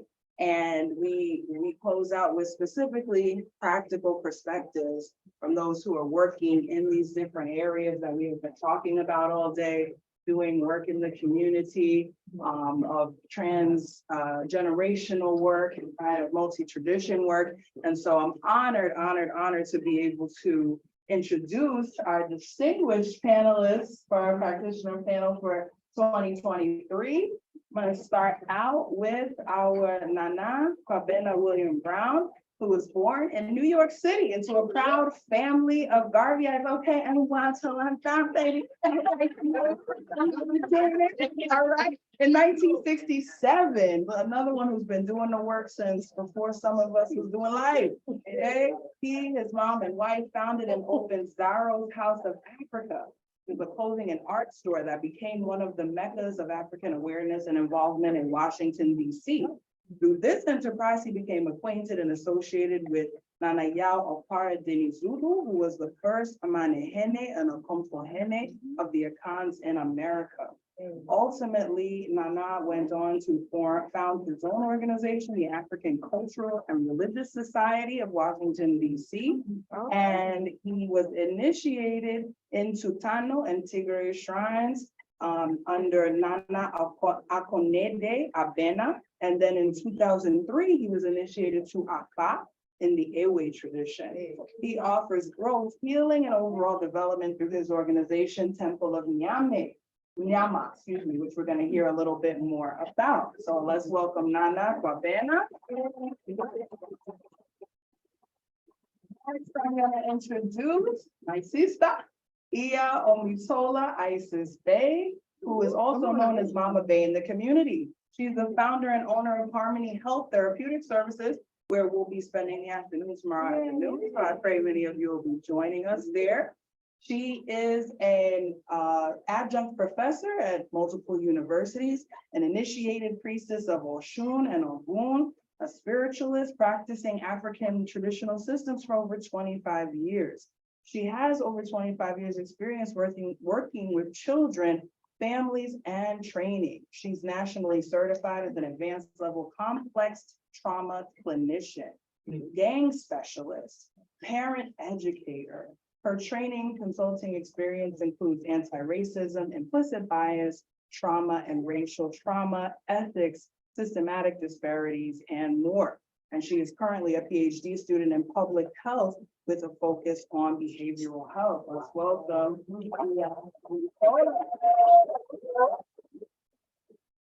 Then want to welcome Dr. Latoya Esubiyi Yabode Brooks-Key, who is a part of my email. I gotta claim her. And part of Ray. She is an assistant professor of social work in the MSW program at Johnson C. Smith University here in Charlotte. As a clinician and academic for over a decade, her clinical practice and research interests have centered holistic wellness, Black women, heart-centered hypnotherapy, individuals with compulsive sexual behaviors, and BDSM and kink communities and spirituality.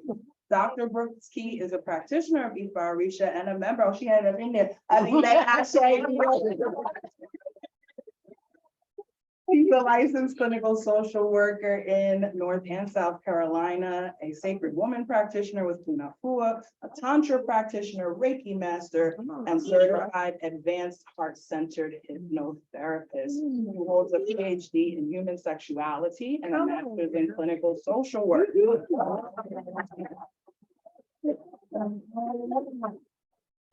And finally, another member of our Ashe Ray family, Danielle Williams, who has a Master's of Divinity and serves as the Faith Coordinator at Connect New York, which is a New York-based organization dedicated to building safe families and peaceful communities. In her capacity at Connect, Danielle collaborates with New York's diverse faith communities to create and strengthen their response to gender and family violence. She has a passion for empowering diverse faith communities to live into their values of social justice and transforming the world. Prior to Connect, Danielle spent many years as an interfaith-based community organizer, in California, equipping congregations to enact police accountability, criminal justice reform, violence intervention and prevention, and civic engagement. She holds a Master's of Divinity from Union Theological Seminary and a Bachelor of Arts in Political Science from the University of California, Berkeley.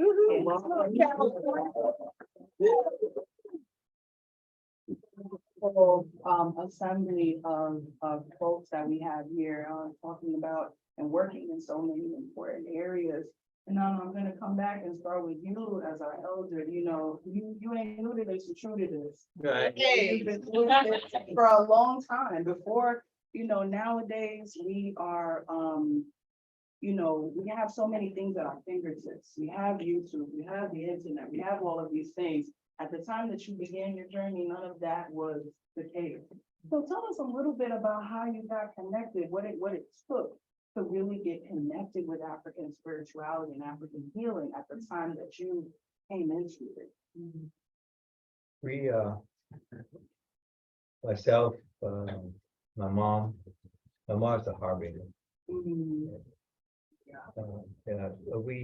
had one of the first premier African shops in Washington, D.C. Zaro's House of Africa, named after our identifiable ancestor from Africa, named Zaro Isan. And we sold African art. And I began to research the African art. And come to find out that it wasn't art. For religious pieces. That's right. And and there was a whole period of time in the 60s, for those of you who were around at that time, somewhere in the war that time, it was a total embracing and seeking of African culture. In our shop, people would walk in their 9-to-5 outfits, and would walk out with dashikis, Come on. galas, Yeah. African clothes, Yeah. etc. I mean, that was a very transformational period in our lives as African Americans. And so all those things coming together, I always have had interest in religion. Also, I'm a graduate of Howard University Divinity School. Yay. Those were Black folks there that taught me a lot. I began with that to take a look at the spiritual significance of the art. It's not art at all very powerful kinds of things. And so as that coming together with this desire we had at that time to be African in every way possible. I mean, I had the big throat. Oh my gosh. Gave all your kids African names, and we got bullied at DC public school. You look at you for this, look at you. I'm happy about it now, but. That's the real, and that's why I wanted Names back in the 70s weren't a lot for the school. Right. Right. Look at this. And that's the people problem, right? Even having to go through that hardship and to understand that, like today, as I started with, we're a little bit spoiled, even as it still can be a struggle, but to really have been doing this back then when it wasn't, fashionable, when Beyonce wasn't out here in yellow dresses. Right. Things hadn't taken place to bring it into the popular culture and lexicon. This was pioneering, and so. I had great teachers. I mean, through my mom, I met Nana the first, the Oma Henny and the Akom Henny of the Akom in America. And became involved in his organization for a while, and eventually broke away, started my own 501c3, what have you. And I was initiated by Nana Kupahima Paravia. She is the one who sent the Akom gods to America. She sent the first for Nana Deni Zulu. Right, so the first of the shrines for surgery is in Nana Zulu's place. Still, so it's going from the Sumpian wife who said he was Russo veteran, and they have lots of different branches. One of the women back there is also a priestess in that organization. Yeah, Mama people. And then the second official shrine for surgery is at my place. I have the second shrine. And I'm the chief priest of this surgery shrine in Washington, D.C. And I found out recently, I wasn't looking for that accolade. I found I'm the oldest of the African American Akom priests.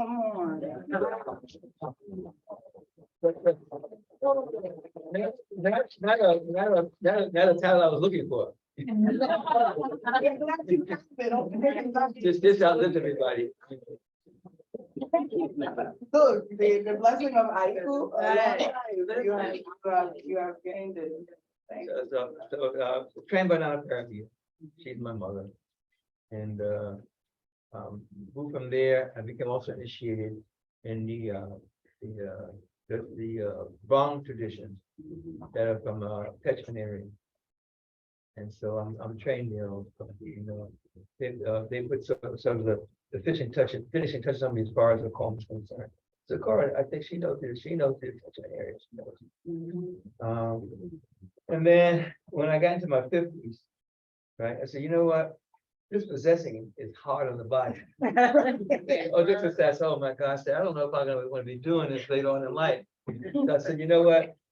I said, you know, I better get into divining. If I can learn how to divine, I can still be a priest and do stuff without the wear and tear on the body. Now, for those of you who possess and have possessed, it can be really rough. It can be really, really rough. And for us, when we get past a certain age, the recovery time is a little bit longer. So I started taking the study of Ifa. We call it Afa. I learned it from my Afa and from the Awe. And I started taking that very, very seriously, knowing as I got to this age that I'm at now, that I really was not looking to be out there possessing for 2 and 3 hours. Was not looking to do that. Of course, to my surprise, I got possessed a couple weeks ago. I was shocked. Spirits was like, we're not through with you. Yeah, I was shocked. I said, whoa, wait, hold up.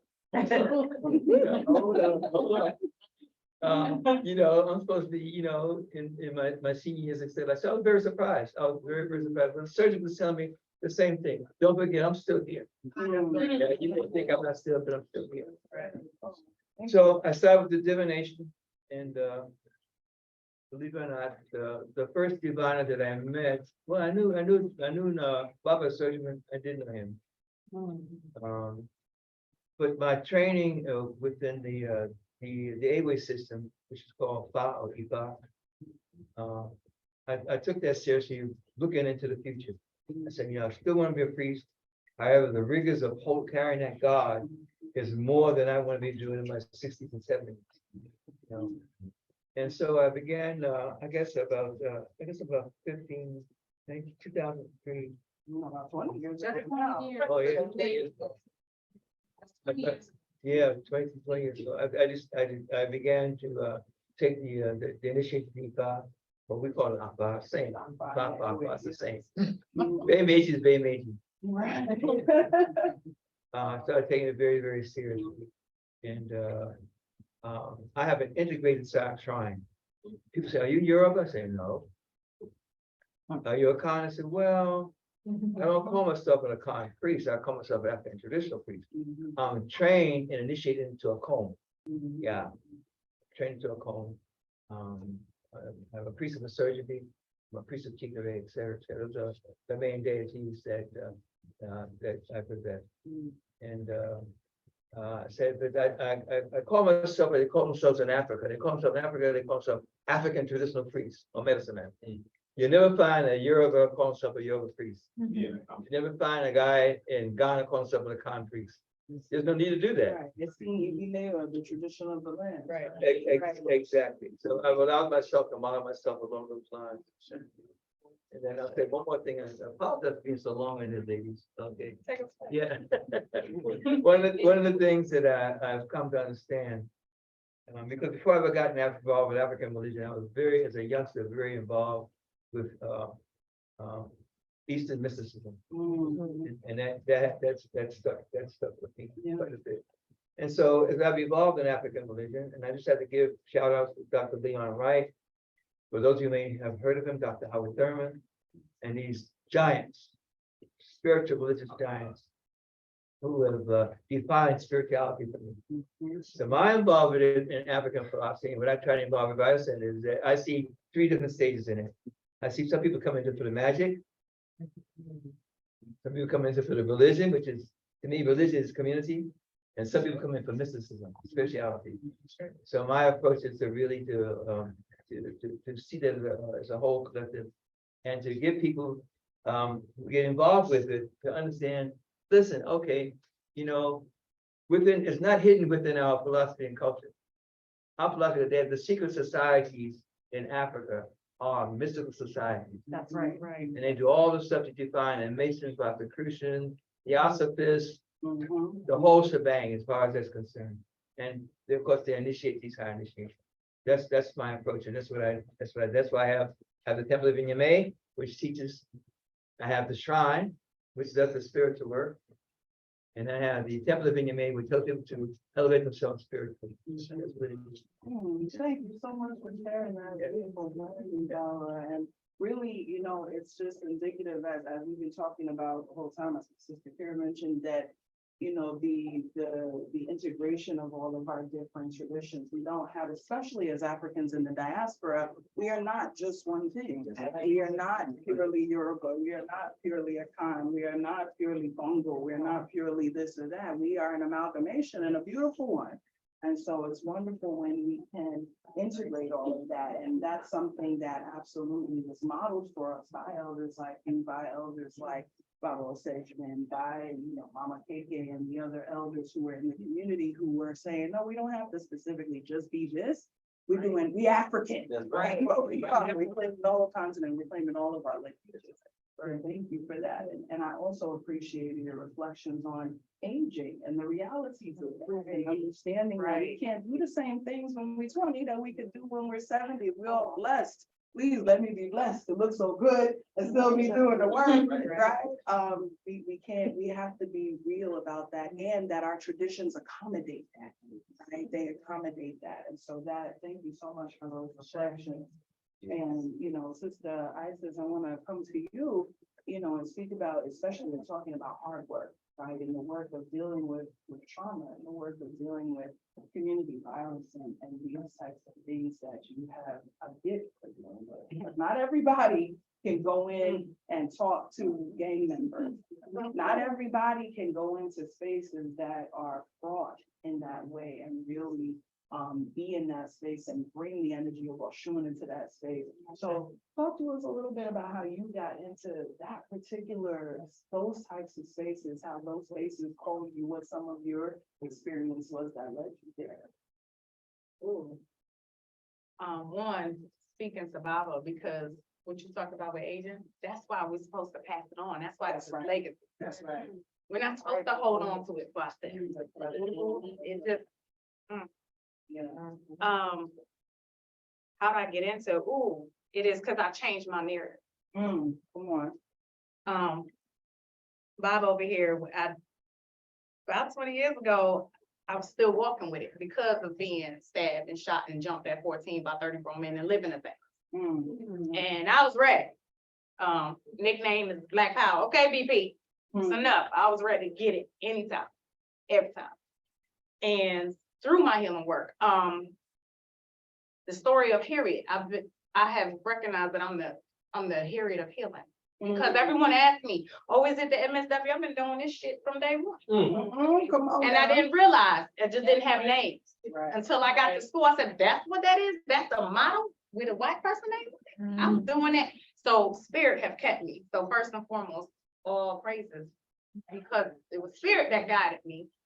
Didn't know it until I knew it. And I started this self-healing journey with these tools and ancient knowledge. I remember at 7, 8 having a book of the Oracle of I Ching. I could read Aramaic. I could read some Hebrew, and I don't remember it, but I remember. And that was my journey. And like that child that knew was hearing spirit, I thought it because I didn't have a daddy around. And so I was like, oh, my daddy's telling me. My mom was like, don't bring that, she's telling me what your daddy said. And so as a child, not understanding that, it was the journey. And when I did my healing work, I realized, oh, you can't just project your journey on other people. Because that's what we want to do. I always say, you operating out of your piece of your pain. And so I was operating out of my pain. I was doing the things that we become saviors and saviorism and enabling because of that's how we learned by colonialism and Europeans, right? And so that is how I tapped in. I was talking and doing the things, and I was called, okay, with your little Kuta Kente ass, and go ahead with your little crazy shit. Then, hey, what happened to your uncle? What happened to so-and-so? Well, I think he got beat down on some street because of the gift of the clairvoyance, audiovoyance, smelling, tasting, hearing, touching spirit, all day, every day. So talk about the exhaustion and not understanding that it was a curse, it was a gift and not a curse. And so moving through that healing journey and serving others, I'll never forget. I tell the story all the time. Bible said, so how long you gonna wear your tragedy as badges of honor? I didn't like it. My ass was real like, what? It took me a moment. And I didn't have to, I chose. Okay. I went back to explore that. And that's when I did more work. And I was already practicing by then to change my narrative. And so that journey of helping others, yes, former gang, did all the, and that is what helped me to serve differently because I turned my story from tragedy to triumph. I don't lead with the lack. I'm not operating out of my pain the way I used to. And that is why I developed this healing model that comes from, it's the African-centered, fully trauma-certified healing centered model. So putting science to it because I was just talking to my sister over here. She lied to y'all. She said she ain't had no family. She a damn lie. She came in here, bro. And I went there. I keep receipts. And so we do that. I was listening, and I'm being honest, I was sitting there with all my triggers. I own it because we do that, right? As a therapist and as I train a lot of clinical supervisor, it's this. They made you a lie. You a lie. Ain't nobody make you. Can't nobody make you feel no type of way. I'm a brain scientist. Our brain don't work that way. Right. And the power is in here. It's just we didn't believe it because of enslavement. We were told we can't emote, we can't feel, get back to work, and we still do that. So all day I was hearing, let me tell you, I was like, that's not a feeling. That's a thought. So we say things like, I feel like that didn't serve me. You a lie, that ain't a feeling. That's a thought. And we can't change what we don't know. Right. We can't change what we don't know. We have to make implicit what's implicit if we want to change it. And it's the way the brain works because see, we store memories, not only our collective memories and all the souls, so it's not different in every system. That's the same thing because it's also in our DNA. We have imprints in our DNA. So we don't just have just this current. So it's stored in the brain. We have 3 parts of our brain. It is the conscious, subconscious, and unconscious that comes from the gut. Yes. And it's also that physical chemical that we call serotonin that manages mood. And 95% of it is created in the gut and it has to pivot to the brain. And we don't understand that. So because of that, we haven't done the necessary healing work because we have done this. We want to reclaim, we want to come back to who we are, but we didn't tap into fully who we are. And so we'll do the same spiritual bypass. We went right to African tradition, thought that shit was going to heal us, and we didn't because we didn't do the journey of selfhood. We didn't unlearn to relearn. We didn't connect back holistically because our dental health is over there, our brain is over there, our feet is over there, and we the whole goddamn self. And that's what we missed. And that was my journey of tapping into all of the things. And like you said, of understanding that, okay, so yes, I'm a priestess over here and I'm a crown spiritualist. What I would do over here, because spirit is saying this and y'all say this and that's taboo, but the shit, spirit is saying this. And recognizing it don't have to be either or. That's your opinion. That's black and white thinking. We all of the things. We all of the things. Come on now.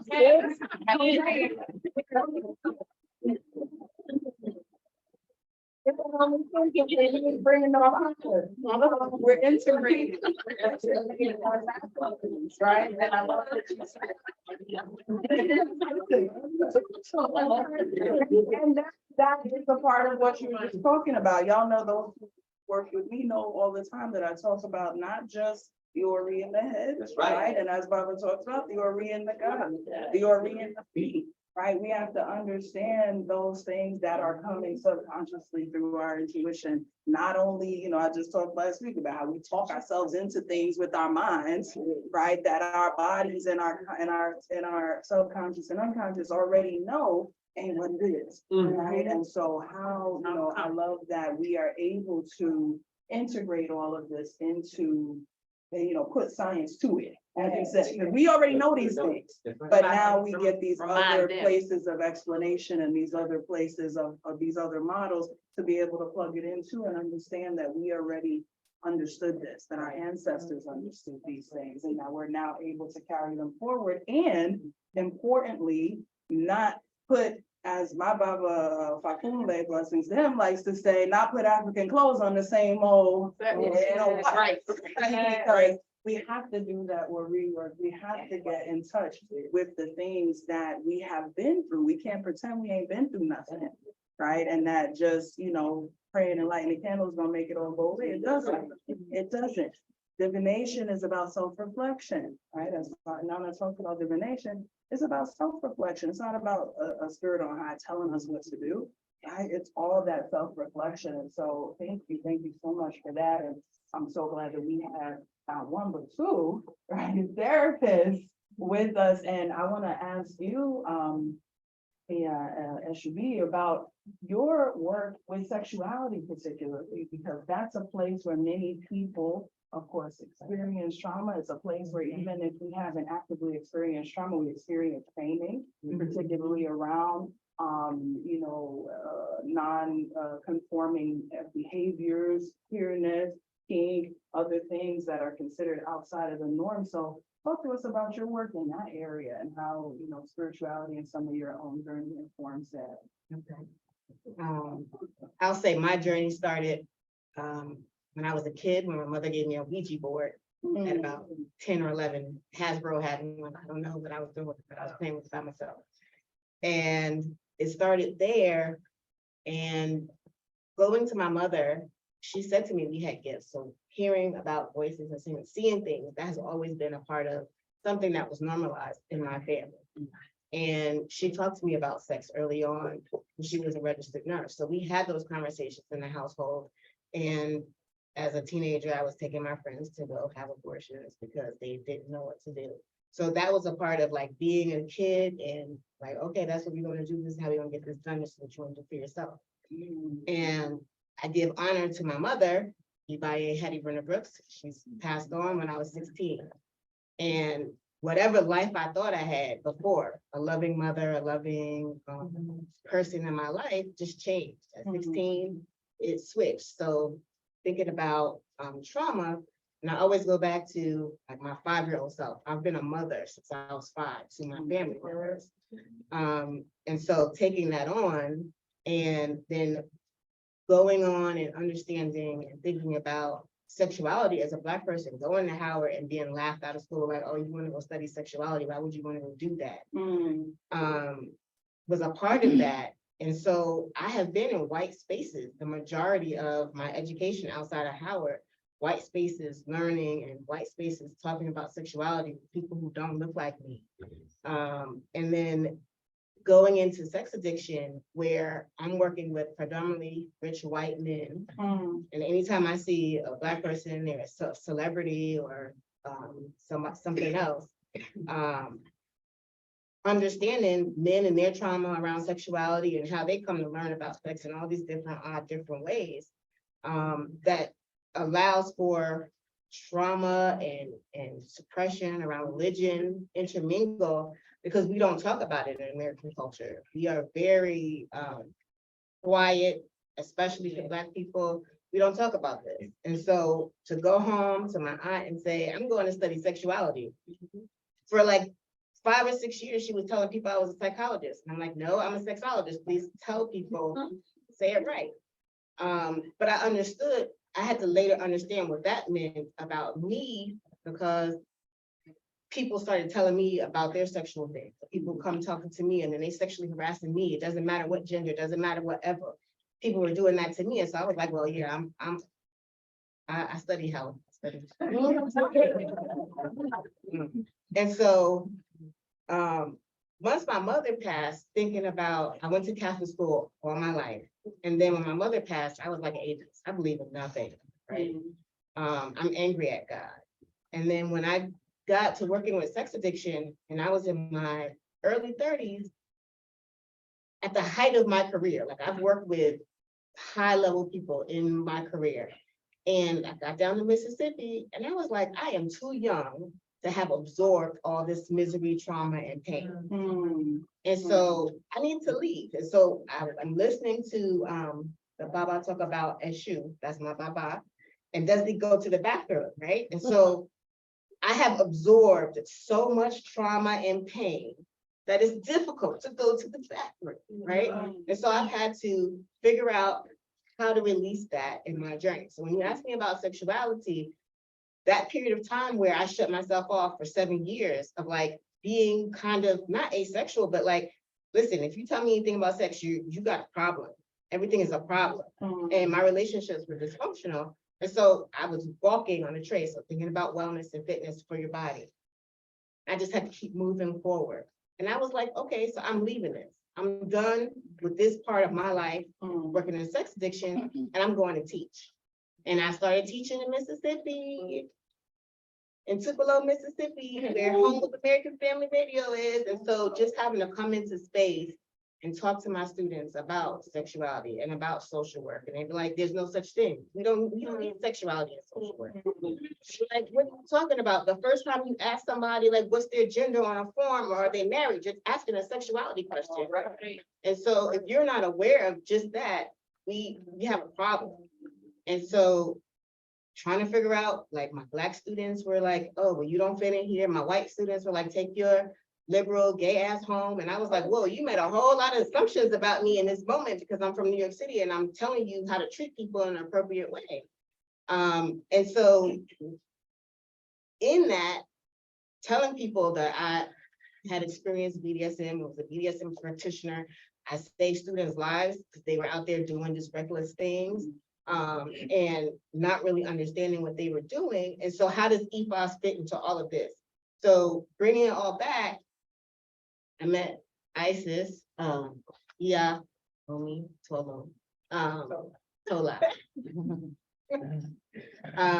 Back in, I want to say 2018, at the Healing Wheel, Ibaye, Ray, she's passed on for the Healing Wheel. And at that point in my life, I was like a walking dead person. And I was teaching Black students that had been in college and teaching sexuality class and talking to them about social work. But I had literally was walking dead, having a unconscious death urges, not really knowing it, because I wanted to be a mother. So that's another part of my story of wanting to be a mother and just not being able to do that. And so that brought me back to myself as a BDSM practitioner. I had a husband, we broke up, great, that's wonderful. And I brought myself back to that because it's trance states.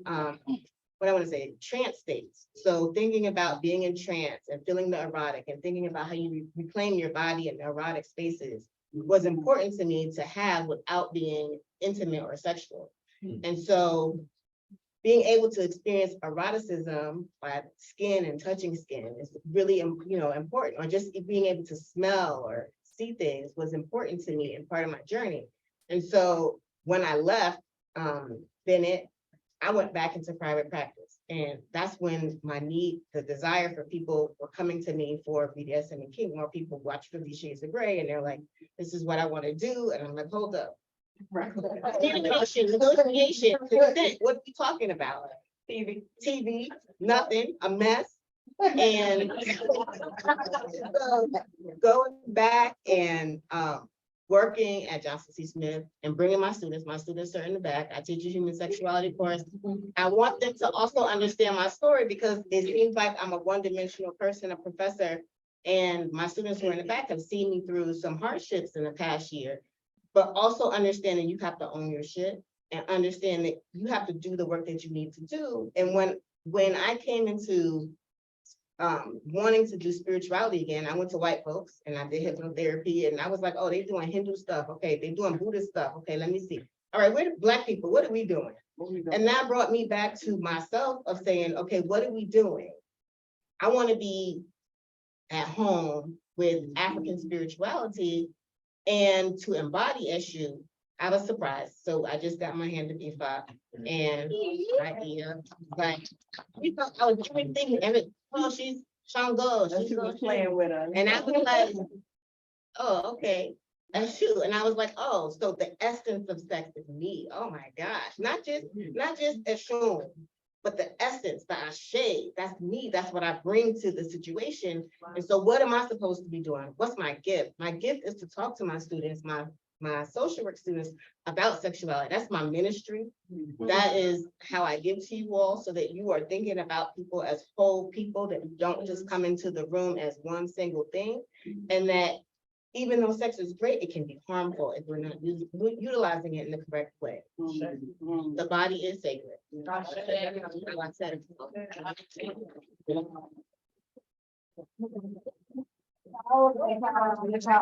Testimonies, and you know, I really appreciate how your connection, which has been historically connected, right, between sensual, I won't even say sexual, but sensual ecstasy and spiritual ecstasy. Right. These have been connected, the same word as you. And this is why as well it's so important for us to have high ethics within our spiritual journeys, because as we tap into these energies, different things can be activated within us. And because we're in a society that uses sex in an unhealthy way very much, it can activate things that get read in ways that are different than what's actually happening within us. And so to be able to engage in tantric practices or kink practices that allow you to feel those feelings without necessarily crossing into the realm of sex is important and empowering. And I'm so glad that you touched on that. And as well, thinking about the ways in which harm can happen when we don't, again, wield that power in the right way. Right. And I want to turn to our sister Danielle as we talk about some of that harm that can happen in communities, because you work so closely with preventing intimate partner violence, with bringing faith communities into that, into things that they often don't want to talk about, into ways that both faith leaders and lay folks are, you know, cross lines with one another that shouldn't be crossed, and various things like that. So talk to us a little bit about that, how it led you into that work and some of your experience doing that. Yeah, so at Connect NYC, we work with faith communities to prevent, and then we also provide technical assistance when they have to intervene. And so the purpose of that is because when people are experiencing, and this was the survey that we did, and then New York went behind us and did it and found the same thing, you know, but when people experience intimate partner violence, the first place that they want to go to is their faith community.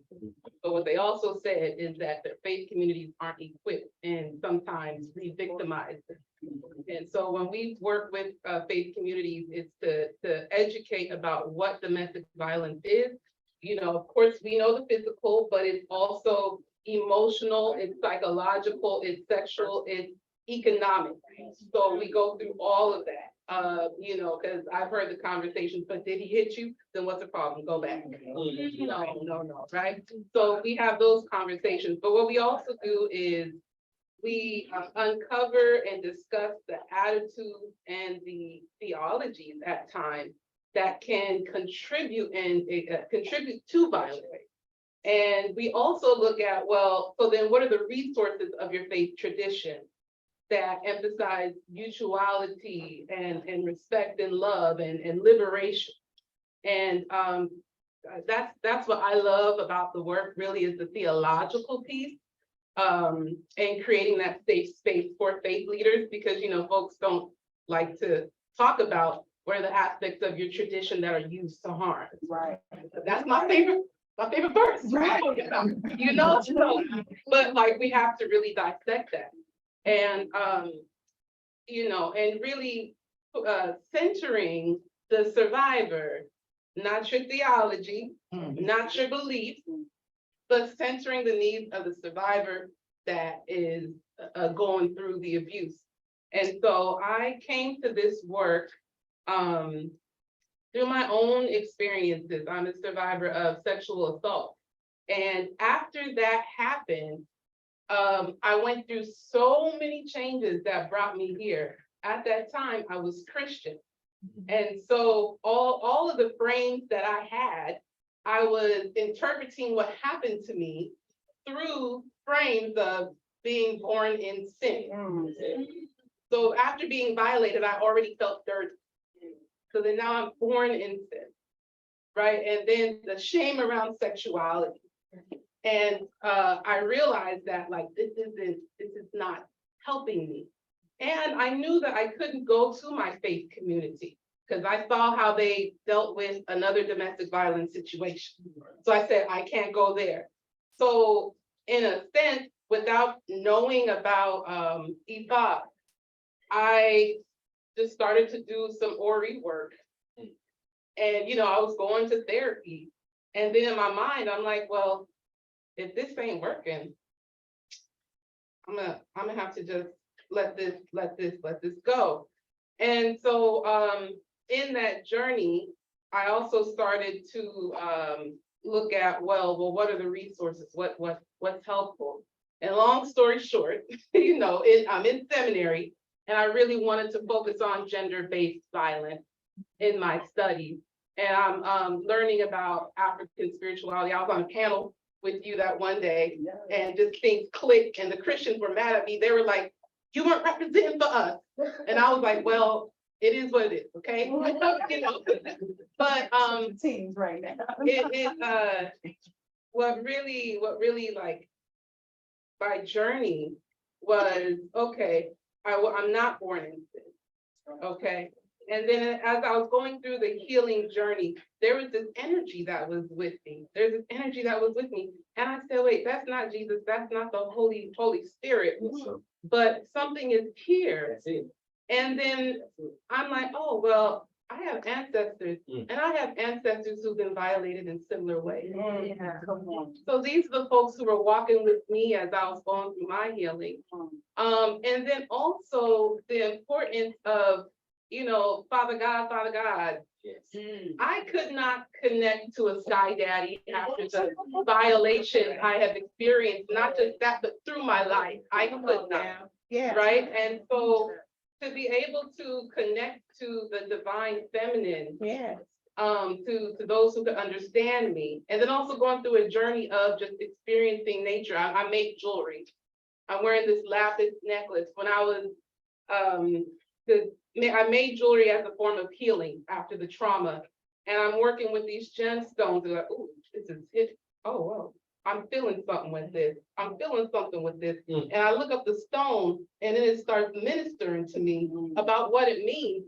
And I'm like, wait, my faith community doesn't recognize this, but I do, you know. So it's been a journey with me. So I take that experience with me into my work. Not that I'm trying, you know, we don't change people where I'm like, we working with what you got, but I'm really going to press us to really center the survivor and the survivor's need. And I'm really going to press us to look at what are the aspects of our traditions, of our theology that could be damaging to survivors or that can empower them. But also, what are the aspects that those who abuse can use and misuse? And are we equipped to check that when it happens? Right. You mentioned spiritual bypass. It's a lot of that. So yeah, that's what brought me to this. Thank you. Thank you. And because one of the things, you know, that I so appreciate about African spirituality, and I know that many of us do, is the prompt to be critical, right? We are not prompted to just take things uncritically. There's a proverb in the Orisha tradition that says that if something is not working for you, you cast it into the bush, right? And actually, really, it says if an Orisha is not working for you, cast it into the bush. right? And that sounds harsh and people bristle and say, what you mean, Catherine, reach into the bush? But it is this idea that we don't take things on uncritically. And so in all of our spiritual communities, we have to be aware of what these, as you mentioned Sankofa earlier, a part of Sankofa is evaluation. Doesn't mean to bring everything forward.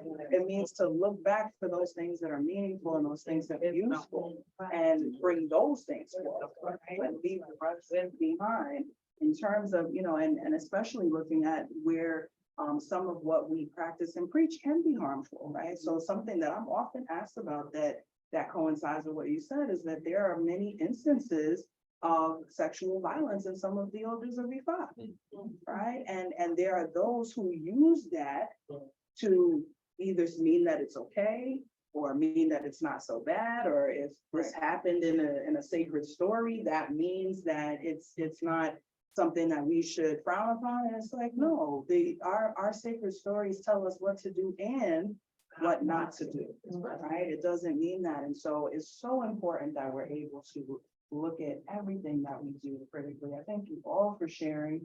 May I ask you to give just one word, one thing from your journey, Nana, we'll go down the line that you want to just leave with us. One thing, if there's one piece or one nugget. I know it's hard to distill all of everything down into one nugget, but if there is one piece that you would leave with us today, what would that one piece be?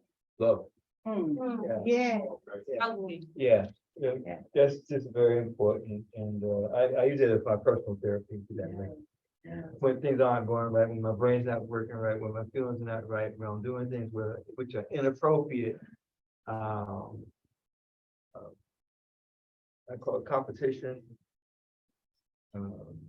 comparing, competing, all the things which are part of being homo sapien sapien. But I realized that the thing that I've got to do when those things come over, because they interfere with my relationships with myself and with other people, I've got to say, you know what? Between this and love, I choose love. Yeah.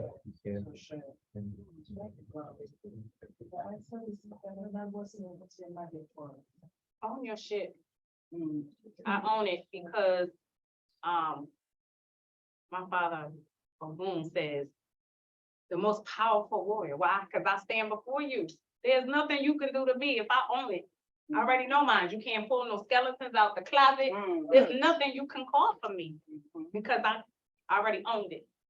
And with that, it comes with taking our power back, walking in your power. And that's that part that something made me, something outside of me. I want to share because we have said that, right? I said, you can't hear what you don't know. So we have been saying that word trauma. You can't heal an event. Trauma is not an event. That's why we're not doing the level of healing work, because trauma is the body's response to a perceived threatening event. So if you keep referring to trauma as that event, you won't ever heal it because you can't take that event back.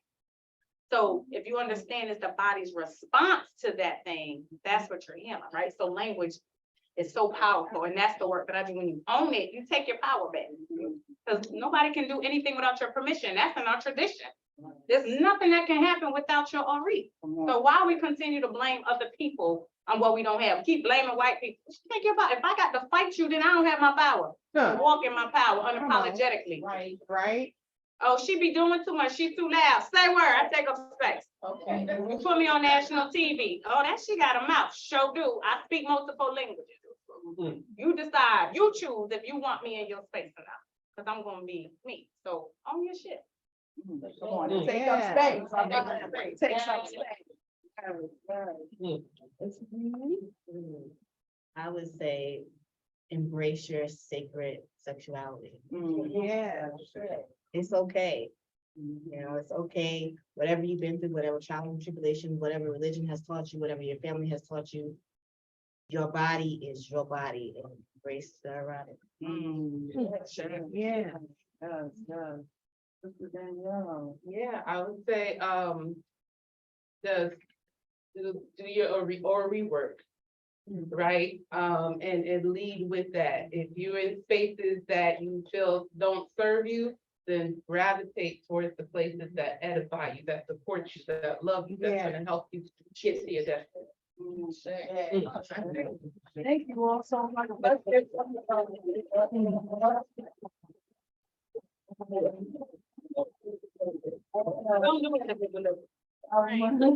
We gonna receive this together. For being so open and transparent too with your journey. Right, and for sharing so vulnerably, for sharing so deeply, that we all could not only learn from your words, but really feel your feelings and feel the journey with you. So thank you again so much. Let's give them some.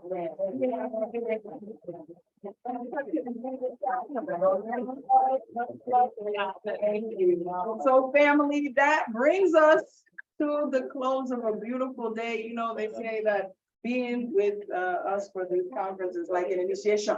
It's morning till night. We beat drums, we dance, we sing, we cry, we laugh. And now we gonna grub a little bit and I'm gonna put on some music. So we've got some refreshments and things out in the hall for you. So please enjoy one another. Eat up some of this food. I pray you had a beautiful day. Tomorrow, we will have a virtual panel at 10 a.m. Watch that right from your bed because I know you're gonna be tired. Right? Stay right in the bed and lock in. Okay, so a few of our presenters that were unable to make it in person, we did put together a panel for them to be able to present virtually. So that'll be at 10 a.m. And then at noon, we're gonna be with we're gonna have a mini wellness retreat. There will be some workshops on Reiki, crystal healing. So it's all on the schedule. The address is in there and everything. Yeah, the address is in the schedule and you'll get an email. You know, I've been emailing y'all. So you'll get another email in the morning with all the details, but the schedule and the journal both have the address on there. And then after we leave via ISIS's, for those who are able to join, we're gonna go to the Gantt African American Arts Center and have a look around at what they have there. So we have a beautiful day tomorrow. And then just to give you a preview for Sunday, of course, you know where we're gonna be at 10 a.m. on Sunday morning. We're gonna be asking our Ori together at Alicia prayer and meditation. Again, you can join that from your bed because I know you're gonna be tired. And then at noon in the park, some movement with Sister Shayla. It's gonna take us through some movements to close us out and just to spend some time in the park as a family together for those who will be here with us. So you'll get emails about it. Again, the journal and the schedule both have all of this on there. So thank you again. Let's give a hand back.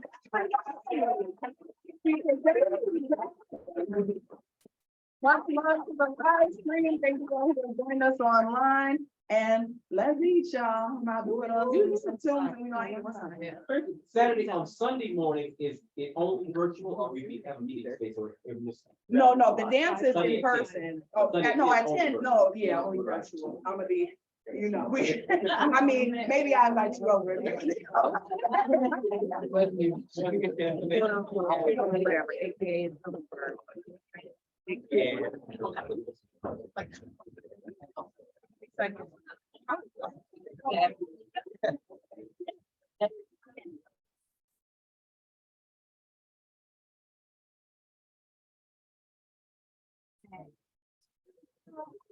Oh, yeah, you can just have one.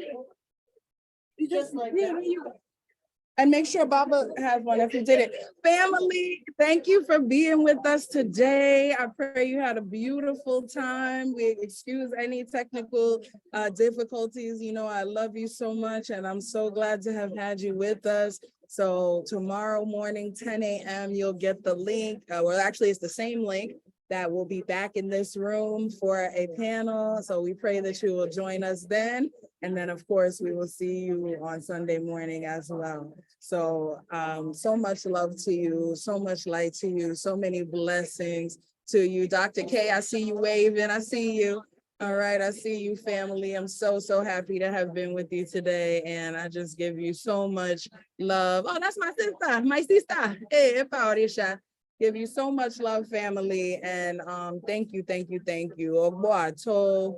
Blessings. Oh, Auntie Franita, I see you.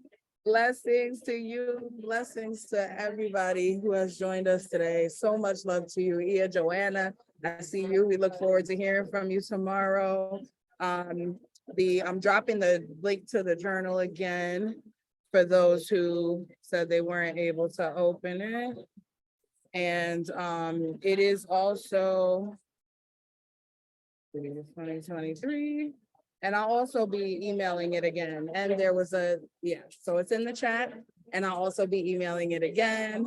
Yeah, Oshunyoyin, good to see you. Thank you for being with us. So many blessings to you all. I love you. Good night.